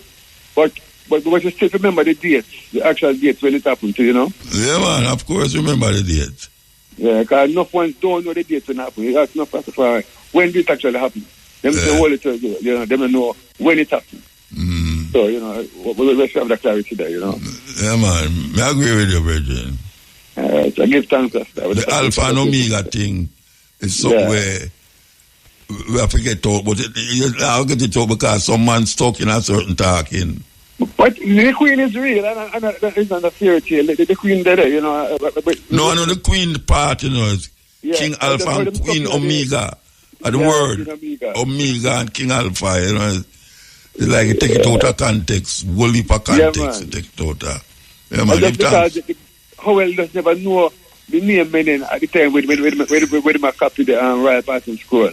In that change the Omega to meaning. Them investment was not popular. That's why him call himself himself an Indian name and think it's African name too. No, well, you see, the thing is, Howell was reading the Lawrence. Like book like me have D. Lawrence. Me have a big thick D. Lawrence book, Me have Promise Key. No, me have the Master Key. We have the Promise Key too. Me have the Master Key, D. Lawrence. Him write a lot of books were powerful. So a lot of D. Lawrence books them actually they highlight the Indian mystics, Yeah, well, because that me say Leonard Howell, the name him take, him think it was African name. But Leonard Howell had an Indian version with him, There's an Indian version. I remember Indian version name. But there's an Indian version who was with him there. From St. Thomas. St. Thomas. Yeah, man, there's an Indian version who was critical to the movement. My research and get him there. Yeah, all right, sir, blessed. Yeah, man, yes, thanks. All right. Correct some things I know. I could correct something of that thing at all. This thing about Maccabee Bible. Maccabee, no Bible, Maccabee is a book in the Bible where them take out and call it the Apocrypha. And them have Maccabee 1, Maccabee 2, Maccabee 3, Maccabee 4. Maccabees was a family, a Jewish family who was persecuted, and at them death they was forced to eat unclean food. And the whole of them decided them eat it to death. Maccabees 1, Maccabee 2, Maccabee 3. You can find that in the Apocrypha. If you want to read the Bible, they have 8 book in it. You can get that too. But it's not like a Bible in itself. It's a story of a Jewish family. They was killed one by one because of them refusal to eat unclean animals like pork and all them something there. So we just say that through the brethren talk about Leonard Howell and the idea that Leonard Howell did have a brethren, Indian brethren, and him used to read certain book that influenced him a lot. Yes. And thus we can totally disregard King Alpha and Queen Omega. My thing is that Haile Selassie is enough for I. If you say Haile Selassie, that's enough for I know for put us at a King of Kings, Lord of Lords, conquering Lion of Judah, and elect of God, light of the world. Them things don't make him greater or lesser than who him is. Yes, them things don't make him greater or lesser. It's just man now and him arguments from the Bible where him say, and he must call King of Kings and Lord of Lords. They that authority must call faithful and true. And them go as far as I say, him is Jesus Christ in the second coming. Greetings to the Lord of our Savior Jesus Christ. Was this day reveal himself in the personality of him prior to that the first 12 tribes say that 1,000,001 time. That is how them really greet ones. Because brother God come with that and say it. The King of Kings and Lord of Lords is where them get. Well, it's the King of Kings because I never hear about the Lord of Lords until I hear Rasta say it. Because him wasn't crowned a Lord of Lords. kind of lad in Ethiopia, races. But man say King of Kings because him connected to England because him there England long. And them just add that. But when him do a crown, him say King of Kings, conquering line of Judah. So if somebody can tell me, say, him here in the coronation, them say, I Selassie, the King of the Lord of Lords. Lord of Lords means say, you have other lords, but him is the Lord of Lords, like how you have other kings. But him is the King of Kings. Because you have many kings in Ethiopia. But I Selassie, the emperor, is the King of Kings, just like how his wife is the Queen of Queens. Because every queen, the whole of a queen there, but it's one Queen of Queens. It's one king, is many, sorry. There's many queens there, but it's one Queen of Queens. There's many kings there, but it's one King of Kings. I don't know if no Lord in Ethiopia. Lord is referring to England. I mean, you can call me and tell me if I'm wrong. Or tell me if something goes so or something not goes so. But the Lord of Lords don't make no sense. Note that the care and protection of our children is of utmost importance. And so we take this very seriously. We're disappointed that the report did not come to us before being made public, but nevertheless we're asking Mr. Malava to share with us whatever information he has so that we can investigate quickly. Also, where reports may have been made to other authorities, those should be shared with us so that we can also use that information to advance our own investigations. Education Minister Dr. Dana Morris-Dixon. Meanwhile, Local Government Minister Desmond McKenzie has called for evidence to be provided following allegations made about shelteries at schools. Mr. McKenzie was reacting to claims made yesterday by President of the Jamaica Teachers Association, Mark Malava. He pointed out that his ministry has implemented a hands-on approach in receiving reports from stakeholders who monitor the shelters across the island, and no such report was made. The minister said the police have been asked to probe the matter.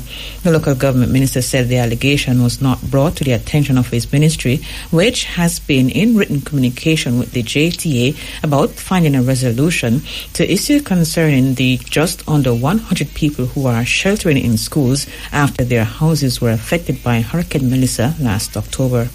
It is unfortunate, and in the correspondence that was sent to the permanent secretary, there is nowhere in that letter that issue was raised. I am saying to him, if he has the evidence to produce it, because I've asked the police to investigate these allegations. And it is unfortunate that the circumstances that these people find themselves in, that the president of the JTA wants to undermine them and want to treat them in a manner which is very disrespectful without providing the evidence. And based on the checks that I've done of all our shelter managers across the island, nobody has indicated any such incident has taken place. Mr. McKenzie said the ministry ensures that students are not exposed to acts of indecency and continues to work in collaboration with relevant stakeholders to ensure that Jamaicans dislocated by Hurricane Melissa find appropriate shelter as soon as possible. He chastised the JTA president for the utterances and called on him to apologize if he's not able to provide the evidence. I am extremely disappointed in the comments made by the president of the JTA. And I am asking the president of the JTA if he cannot provide the information to apologize publicly for the disrespect and the disregard that he has demonstrated towards those persons in the shelters. It is rather unfortunate that somebody at that level can stoop that low without providing the evidence to substantiate the allegations. Local Government Minister Desmond McKenzie. And opposition spokesperson on local government, Natalie Nita-Garvey, has called on the government to provide a status update on the efforts to relocate shelterees from schools. The call comes in the wake of allegations of inappropriate behavior by shelterees at schools by Jamaica Teachers Association President Mark Malaba. The government has noted that no such report was made and called on the JTA president to provide evidence. Natalie Campbell reports. In a statement, Mrs. Nita-Garvey expressed concern about the continuing housing of hurricane-affected residents in school shelters months after the passage of Hurricane Melissa. She said this situation should have been resolved long ago. Mrs. Nita-Garvey said no citizen should still be residing in emergency shelters at this stage, particularly in facilities intended for children's education. She noted that the prolonged use of schools as shelters has created a range of serious issues, including disruptions to learning, inadequate living conditions, and the absence of proper safeguards for vulnerable groups, especially children. She further highlighted troubling reports of inappropriate conduct within these shared spaces, underscoring the urgent need for stronger oversight and immediate intervention. The spokesperson said government has the responsibility to ensure that displaced residents are relocated in a timely and dignified manner. Mrs. Nita-Garvey said it's now well beyond the point where emergency sheltering should be the norm.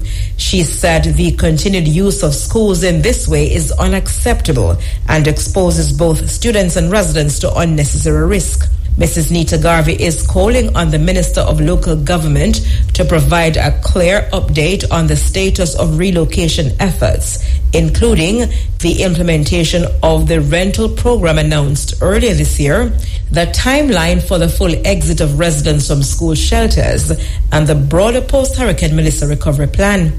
She also urged the authorities to outline immediate measures to protect children and restore schools to safe and appropriate learning environments. Reporting for IRIA FM News, I'm Natalie Campbell. In other news, an urgent review is being conducted following the death of a baby boy who was delivered at the Cornwall Regional Hospital on Good Friday.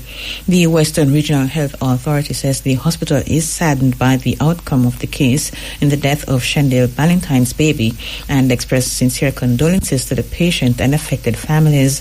The mother has detailed her ordeal at the hospital in social media posts, saying she has several questions to be answered.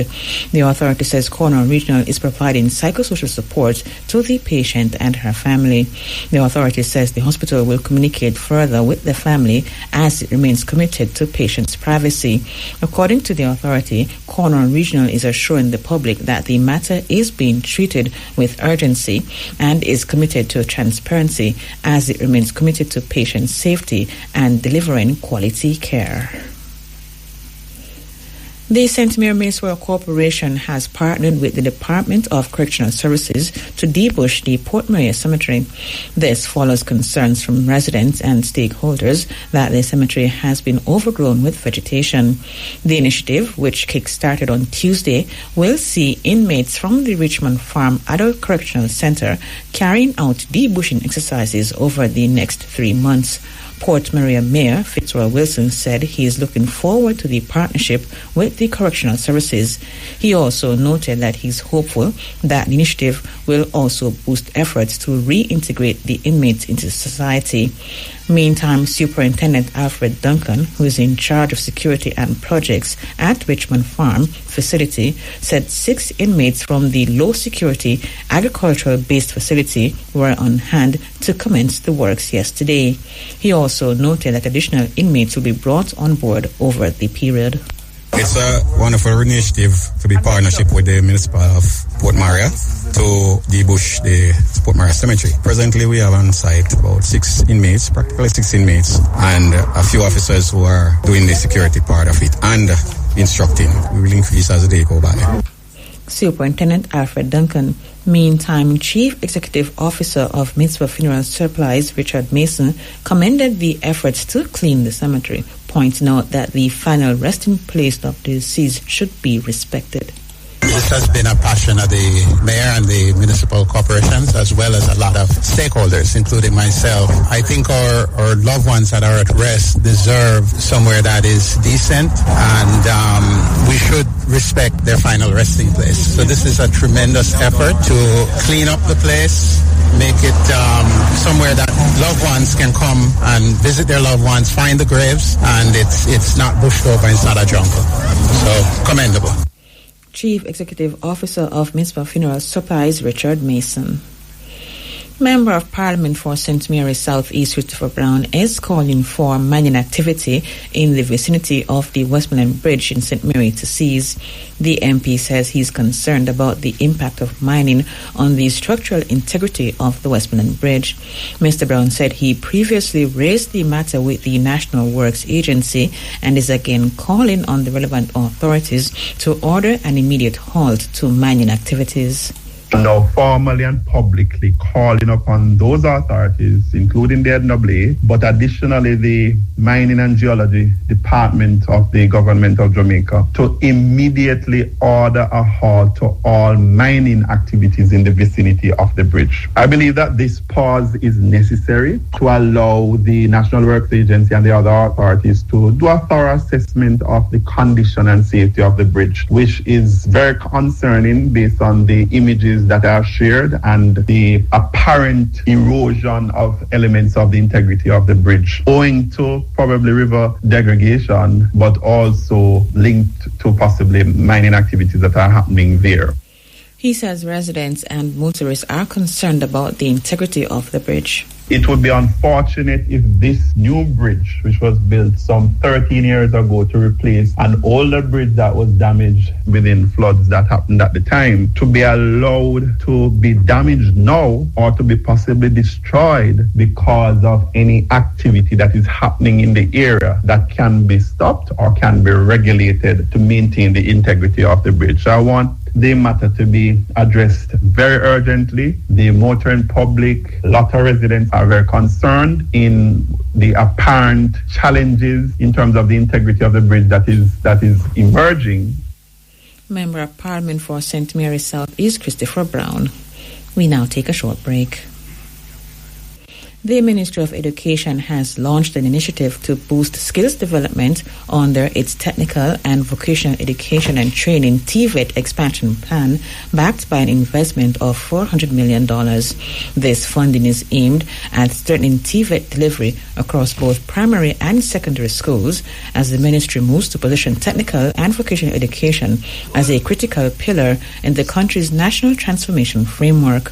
Speaking at the Jamaica Teachers Association conference yesterday, State Minister for Education, Rhoda Moy Crawford, noted that for far too long, TVET has been viewed as a secondary pathway. She emphasized that TVET must no longer be seen as an alternative, but as an essential and equally valuable track for national development and individual advancement. As we move to equip our learners with the practical competencies, entrepreneurial mindsets, and adaptive skills required to thrive in a modern, innovation-driven economy. In this regard, our Ministry of Education has embarked on one of the most ambitious initiatives in our education history, the TVET expansion plan. This plan represents a transformative investment in skills development and includes over 400 million JMD to strengthen TVET delivery across primary and secondary schools. Targeted funding to support continuous competency-based assessments, the upgrading and equipping of labs to meet modern industry standards, and the establishment of state-of-the-art technology-enabled labs in emerging fields. She further announced that an additional $400 million has been earmarked to retrofit technical high schools with new and emerging laboratories, ensuring that the institutions are equipped with modern technology. These modern, innovation-driven learning environments will enable our students to engage with digital tools, automation, robotics, and real-world problem-solving systems that mirrors today's workforce. Our vision goes beyond expansion to meaningful integration. STEM and STEAM provide the theoretical foundation, while TVET brings learning to life through practical application.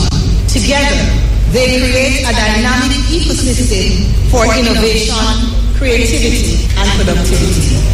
State Minister for Education Rhoda Moy Crawford.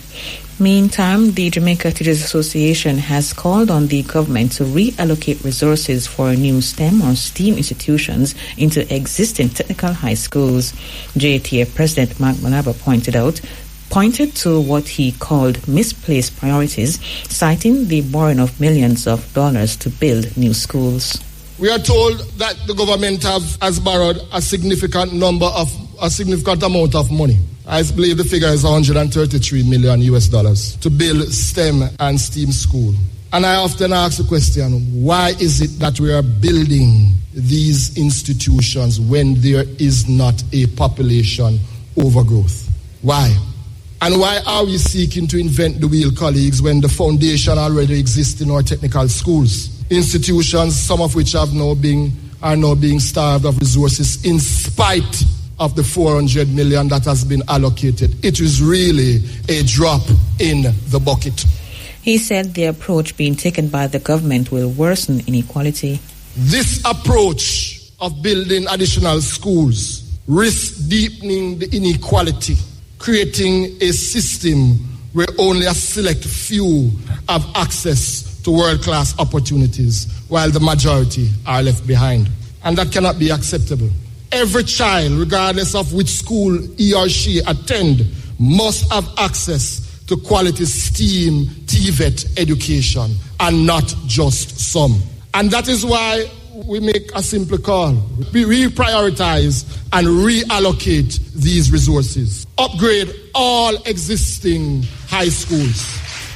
The JTA president said focus should be placed on modernizing technical high schools, which are starved of resources. Let us start with the technical schools and build out from there. Embark on an aggressive campaign to modernize our labs across the system. This thing here where you do a lab there, and then you do a lab there, and then you do a lab over there, can't work. It will not do anything to transform anything. We must adopt a revolutionary approach to our education, building out the infrastructure in a very aggressive way, colleagues. That is how you really future-proof the education system. And that is what we should do. Because let us be clear, innovation cannot strive in instability. And you cannot speak about robotics with children that are sometimes even displaced by the rain, based on what is happening in the western part of the island. JTA President Mark Malaba.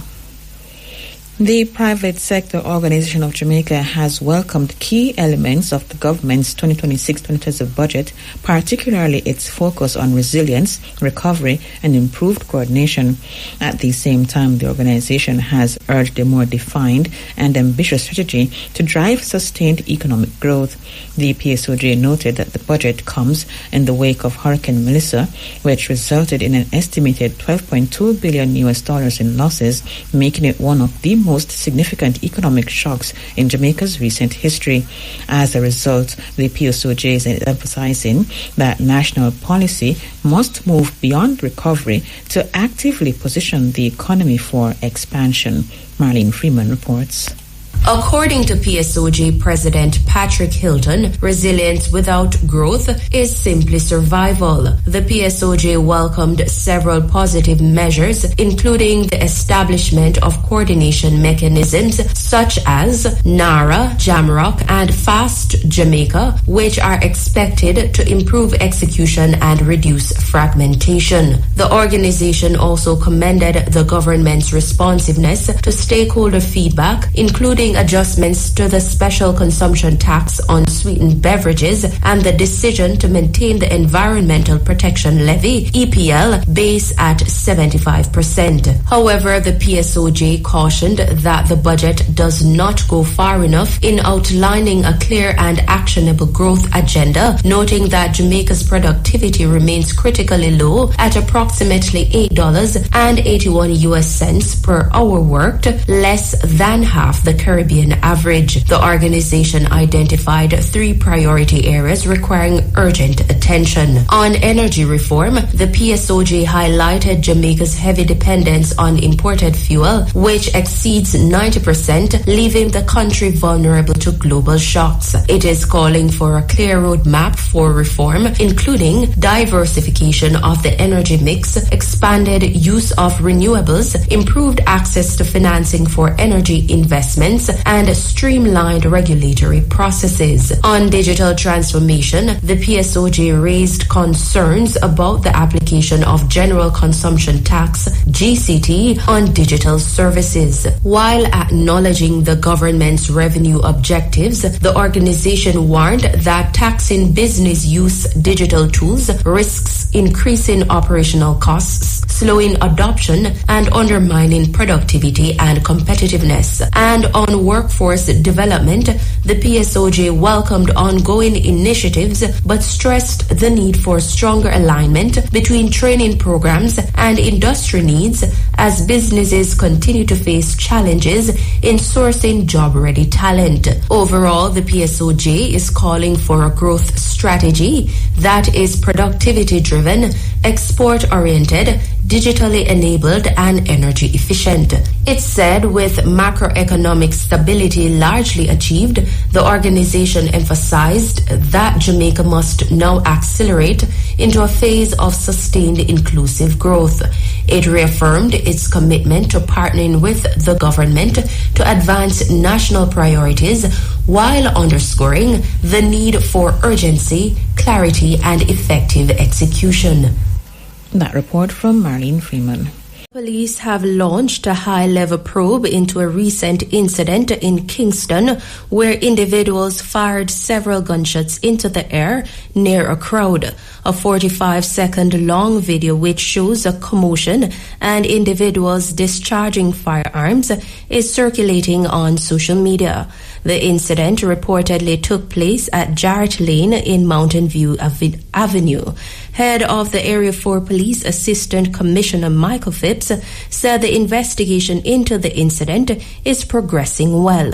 The Area 4 Police is aware of a video making the rounds on social media where gunmen were seen discharging illegal firearms. We have identified this particular location to be in the Jarrett Lane area of Mountain View Avenue, Kingston Eastern Division. And I want to say now that we have launched a high-level probe into this matter and we are making very good progress at this time. He highlighted that the police will be taking strong action against the perpetrators. I want to remind the public that the police will not tolerate any behavior of this nature and that we will be taking very strong action against the perpetrators in this particular incident. We are seeking any information from the public that can enhance our investigation. Head of the Area 4 Police Assistant Commissioner Michael Phipps. Executive Director of Stand Up for Jamaica, Carla Golota, has expressed concern about the number of police fatal shooting incidents since the start of the year. According to the Independent Commission of Investigations, INDECOM, 88 people have died in alleged confrontations with the security forces since January. INDECOM said of that number, 12 occurred since the start of April. Speaking with IRFM News last evening, Ms. Golota said fatal shootings have been a concern since last year, when the highest number of fatal shootings were recorded in a single year. She again highlighted the need for the use of body-worn cameras by the police when they engage in operations. From the beginning of the year is 88 or 89. From the beginning of this month, 12. That has been brought to attention by several groups from civil society along the whole 2025, requiring, for example, to wear the body cameras, to identify themselves, because all these episodes have been very frustrating, even, for example, for INDECOM investigation, because there was no proof, no evidence about the fact it might be the police officer was assaulted and therefore it was responding. When there is no evidence, there is a strong feeling that what is supposed to be implemented has not been properly done. Ms. Golota said the use of body-worn cameras will increase transparency. Now we learned that there is an amount of them which have been bought. Fantastic, perfect. Are the police officers using them? That is my question. And according to the fact that all this episode, and I follow very keenly the investigation from Indecom, 90% of them, in those situations, there are no body camera. That means that there is no implementation of something which has been considered the way to ensure that there is transparency. Executive Director of Stand Up for Jamaica, Carla Golota. The People's National Party Women's Movement, PNPWM, says the long-awaited revision of the Sexual Offences Act must be completed, with focus placed on the definition of incest to ensure that it captures all incidences and protects all children. The movement made the statement as it welcomed steps taken by the PNP's leadership to review the membership of a former member of parliament who has been charged with incest. The PNPWM says the charge is profoundly serious. It noted that it took courage for the family and the child to report the very serious allegation. The movement said in this regard, their privacy must be respected as they work through the exceedingly difficult period.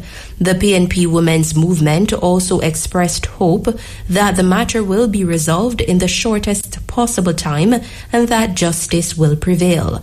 The movement also cited a 2023 UNICEF survey, which indicates that 23.7% of girls and 11.7% of boys experience sexual violence, with approximately 25% of the perpetrators being family members. The PNPWM stressed that the revision of the legislation must be completed. Police have identified one of two people killed in a crash along the Spurtree Hill Main Road in Manchester this morning. He is 25-year-old truck driver Jordan Sterling of Patrick Drive, Kingston. The identity of the other deceased, a female, has not been released. Reports are that at around 5 a.m., Sterling was driving a motor truck laden with cement along the road when he reportedly lost control and the vehicle veered over a precipice. District officer at the Mandeville Fire Station, Trevor Robinson, said firefighters were alerted to the scene. He said Sterling and the other occupant were found and taken to hospital. This morning, we received a call sometime after 5 o'clock of an accident involving a trailer that overturned over the precipice on Spurtree Hill. On arrival, the brigade saw a trailer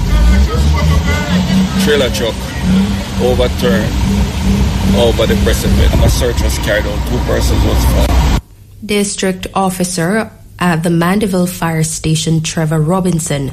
Meanwhile, a truck driver who said he traverses the thoroughfare often is urging other motorists to exercise extreme caution and obey the road code.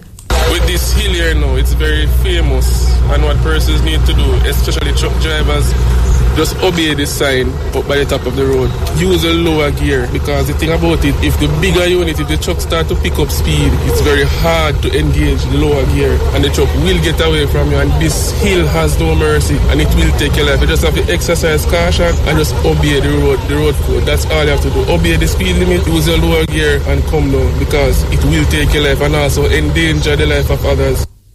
A truck driver from Mandeville. Meanwhile, the JPS says power is to be restored to sections of St. Elizabeth at 6 p.m. today after a crash along the Spurtree Hill Main Road in Manchester this morning resulted in damage to a utility pole. Areas affected by the outage include Santa Cruz, Pepper, Braes River, Bogue, Elim, Leeds, Burnt Ground, New River and Brighton. An initial restoration time of 3 p.m. was given. However, in a subsequent social media post, JPS said due to severe weather conditions affecting the repair efforts, the estimated restoration time has been revised to 6 p.m. The Jamaica Public Service, JPS's $10 million post-Melissa Extra Lessons Preparation Program was officially launched this morning. It was launched in collaboration with the Education Ministry. Through the program, the JPS is seeking to provide free extra lessons for children whose school year was interrupted by the effects of Hurricane Melissa last October. Over 1,000 students across 17 schools in Westmoreland and St. Elizabeth preparing to sit Primary Exit Profile PEP and Caribbean Secondary Education Certificate CSEC exams are set to benefit.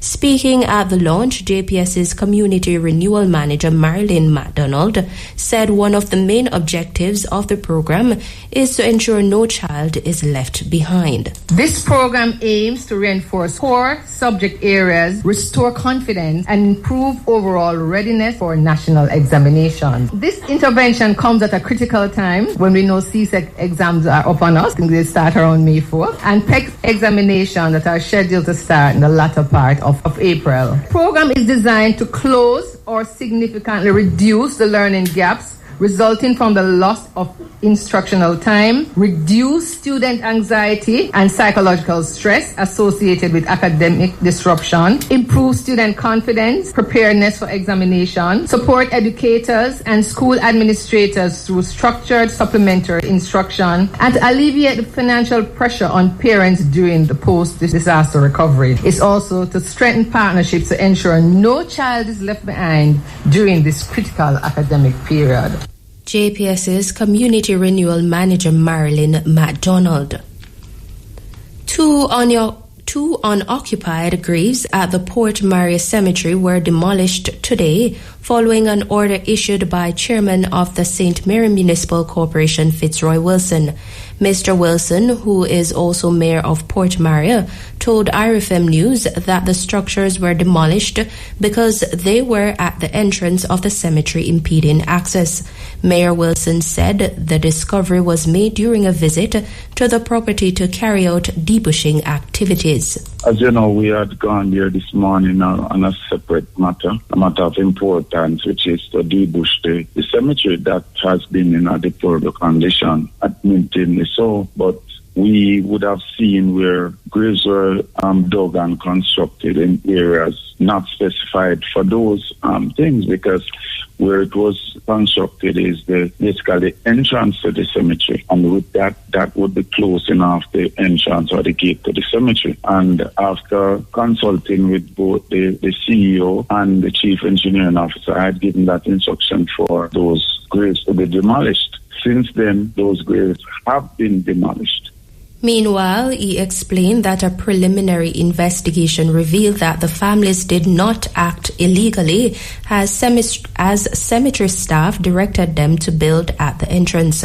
The mayor, however, maintained that the area in question cannot be used for burials. According to Mayor Wilson, the cemetery keeper has been instructed to identify other suitable locations at the burial ground to reconstruct the graves.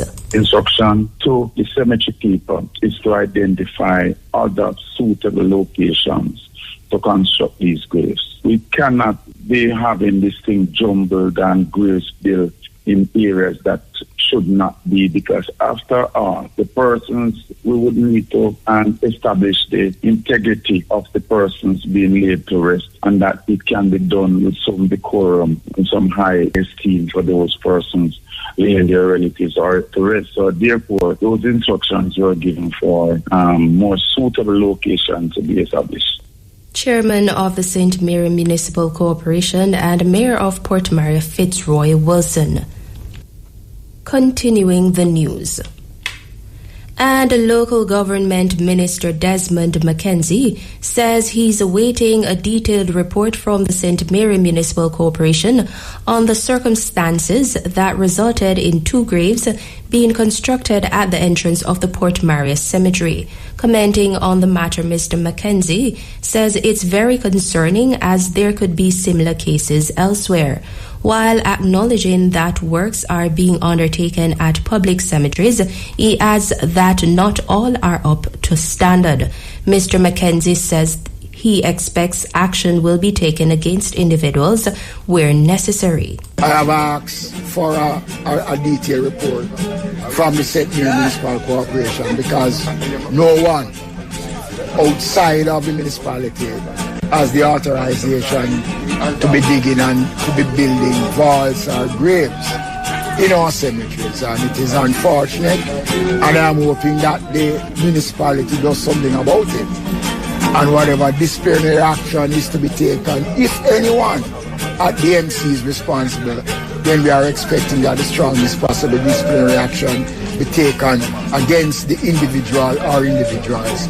But I'm awaiting a report from the mayor, and then we will see where we go from there. Local Government Minister Desmond McKenzie. The Agriculture Ministry says there is no ongoing importation of eggs under a temporary arrangement. This as the waiver of duty on eggs imports officially ended on February 28. Patrice Walters reports. In a release today, the ministry said no new import permit has been issued since December 2025, reflecting its deliberate approach to managing supply based on direct assurances from industry stakeholders that local egg production had rebounded significantly following recent climatic disruptions. The ministry said it is important to note that the temporary decision to facilitate egg imports through a duty waiver was made at the request of the Jamaica Egg Farmers Association as the sector sought to stabilize supply during a period of significant disruption. It noted that more than 60% of the eggs imported under that arrangement were brought in by local egg producers themselves, underscoring that the measure was both industry-driven and industry-utilized, highlighting the role of the industry in addressing short-term supply gaps. The ministry said it continues to take a balanced approach that safeguards both consumer access and affordability and the long-term viability of local production. It pointed out that temporary import measures are not intended to undermine domestic agriculture, but to support market stability in times of genuine need. The ministry said with the sector now demonstrating recovery, the focus is firmly on strengthening domestic production, improving resilience, and continuing targeted support to farmers. The ministry is encouraging continued collaboration across the sector to ensure that Jamaica's egg industry remains strong and capable of meeting national demand. Reporting for RFM News, I'm Patrice Walters. And with that story, we have come to the end of the local news. Now the news. The Independent Commission of Investigations, INDECOM, says 12 people have died in alleged confrontations with lawmen since the start of this month. Commissioner of INDECOM, Hugh Faulkner, made the disclosure in a media update this morning. He said the number includes 3 triple fatal shooting incidents. According to Commissioner Faulkner, 88 people have died in alleged confrontations with lawmen since the start of the year. As with any single fatal shooting incident, INDECOM views with concern the fatal shooting numbers involving the security forces over the past week. At Monday, April 6, 2026, 12 persons have been shot and killed for the current month so far in incidents involving the law enforcement officers. Since January 1, 2026, a total of 88 civilians have met their demise in reported confrontation with the security forces.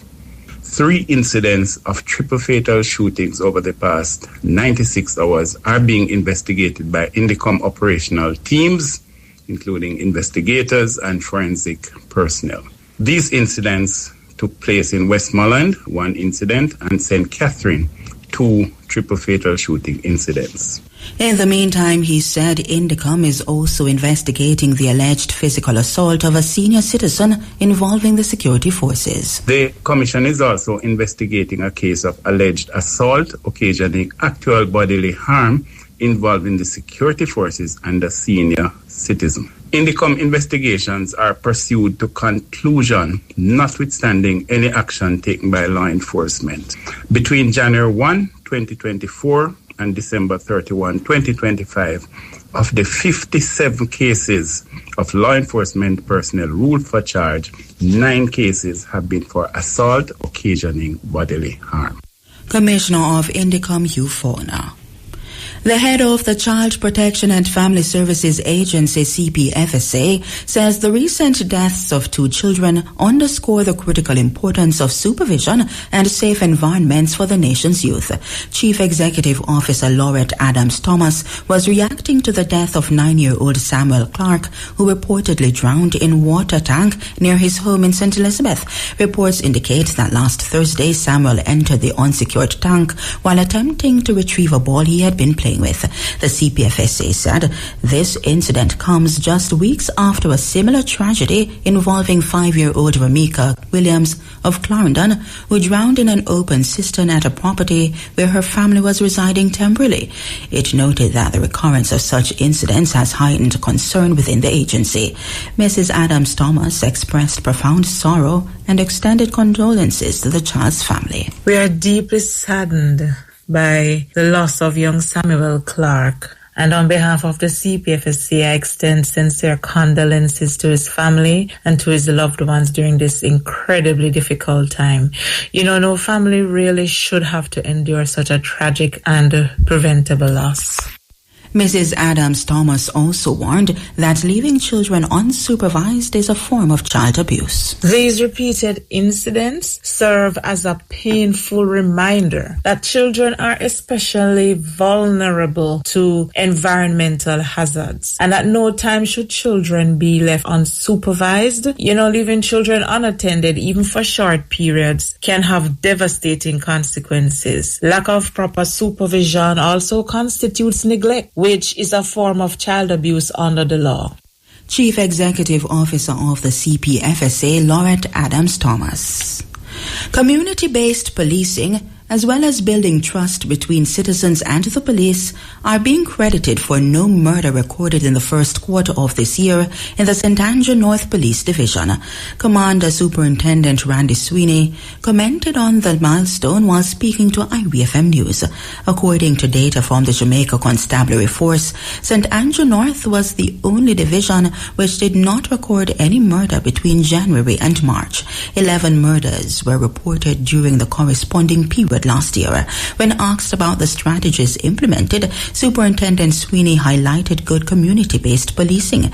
He also highlighted a football competition which is taking place in the division as one such community interaction. And we have embarked on a number of initiatives. Part of our crime reduction effort in the St. Andrew North Division is come to be policing. For example, currently we have embarked on an initiative in the 100 Lane, Park Lane area, and this pretty much involves various stakeholders, you know, government organization, non-government organization, the church, JP, restorative justice, the business community, and importantly, the citizens in the community, because they are at a point that they are fed up of the violence that have been affecting these communities over the years. And come Easter Monday, we'll be having a big football competition down there, and the police will be involved. Other nearby communities will also be involved. They were invited. And this is geared towards positive engagement between the police and the citizens, and even among the citizens themselves, so that we can see more meaningful and sustainable reduction in crime right across St. Andrew North Division. And at the same time, and most importantly, or very importantly, building trust between the citizens and the police.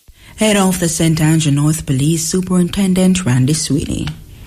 A Chinese national has been arrested and charged following the seizure of over 1,900 pairs of counterfeit shoes during an operation in downtown Kingston on Wednesday. 51-year-old Hugh Quinn, a sales supervisor of Kingston, has been charged with unauthorized use of trademark as well as misleading and deceptive conduct. He is scheduled to appear in the Kingston and St. Andrew Parish Court on Monday, April 20. Members of the Transnational Crime Investigation Division Division carried out the operation at about 11:30 a.m. at a haberdashery on Barry Street. During the operation, 773 pairs of Crocs, 672 pairs of Nike slippers, 194 pairs of Nike sneakers, as well as 262 pairs of Puma slippers were seized. The items are estimated to have a street value of $6.3 million. The police have pledged to continue targeting persons involved in the sale of counterfeit goods. Jamaica must strengthen collaboration between academia, industry, and the public sector if it's to combat the country's rising burden of non-communicable diseases, NCDs, effectively. That's according to Regional Coordinator for Priority NCDs and Family Health at the Western Regional Health Authority, Dr. Marcia Johnson Campbell. Speaking at a business seminar at the University of Technology Jamaica's Western Campus recently, Dr. Johnson Campbell urged students and stakeholders to recognize the link between health, productivity, and national development. Health is central to national development. We have a rising NCD burden in Jamaica, and young people are increasingly being affected. Collaboration is essential. It's not optional, because in health, we can't do it alone. The minister can't do it alone. The field officers can't do it alone. We all have to work together. We have a rise in non-communicable diseases, which we call NCD. We have an aging population. Persons are living longer, and we want them in their older age to remain active.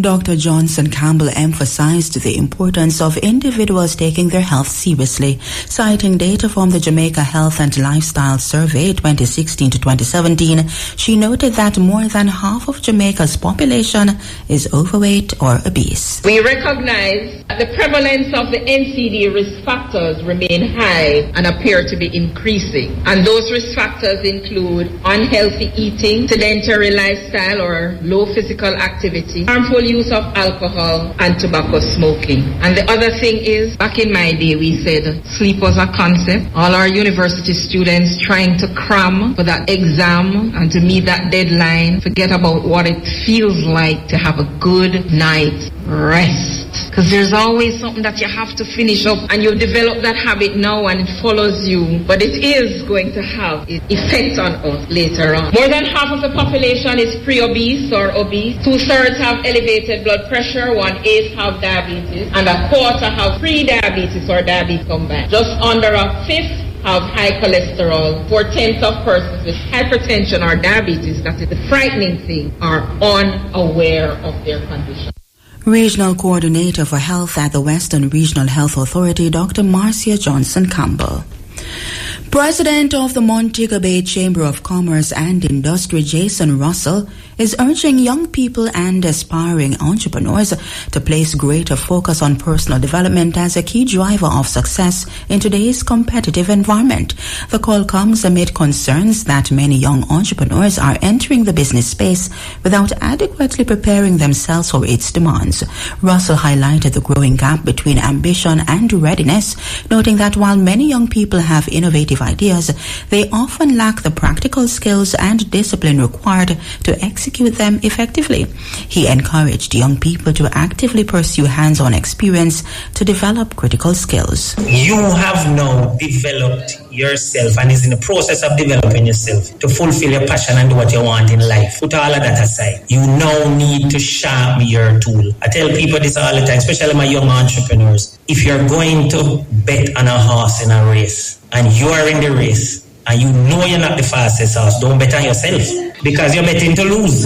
The truth is, if you are not producing the best person, the best version of yourself, you cannot bet on yourself. And by coming here, you've taken your money. You never give it to your cousin, or your parents never give it to somebody else. You are now betting on yourself. Now, whether you are going to be the fastest in the race and win back your money is up to you. You can't ill-equip yourself. You have to be the best horse in the race, basically. And when you get out into the business world, do not allow people who did not invest and don't understand what they're about to tell you that you're wasting money getting private education. The truth is, you are now the bolt in the race. President of the Montego Bay Chamber of Commerce and Industry, Jason Russell. He was addressing final year business students at the University of Technology Jamaica's Western Campus Business Seminar recently. And to end this newscast, here's a recap of the main points.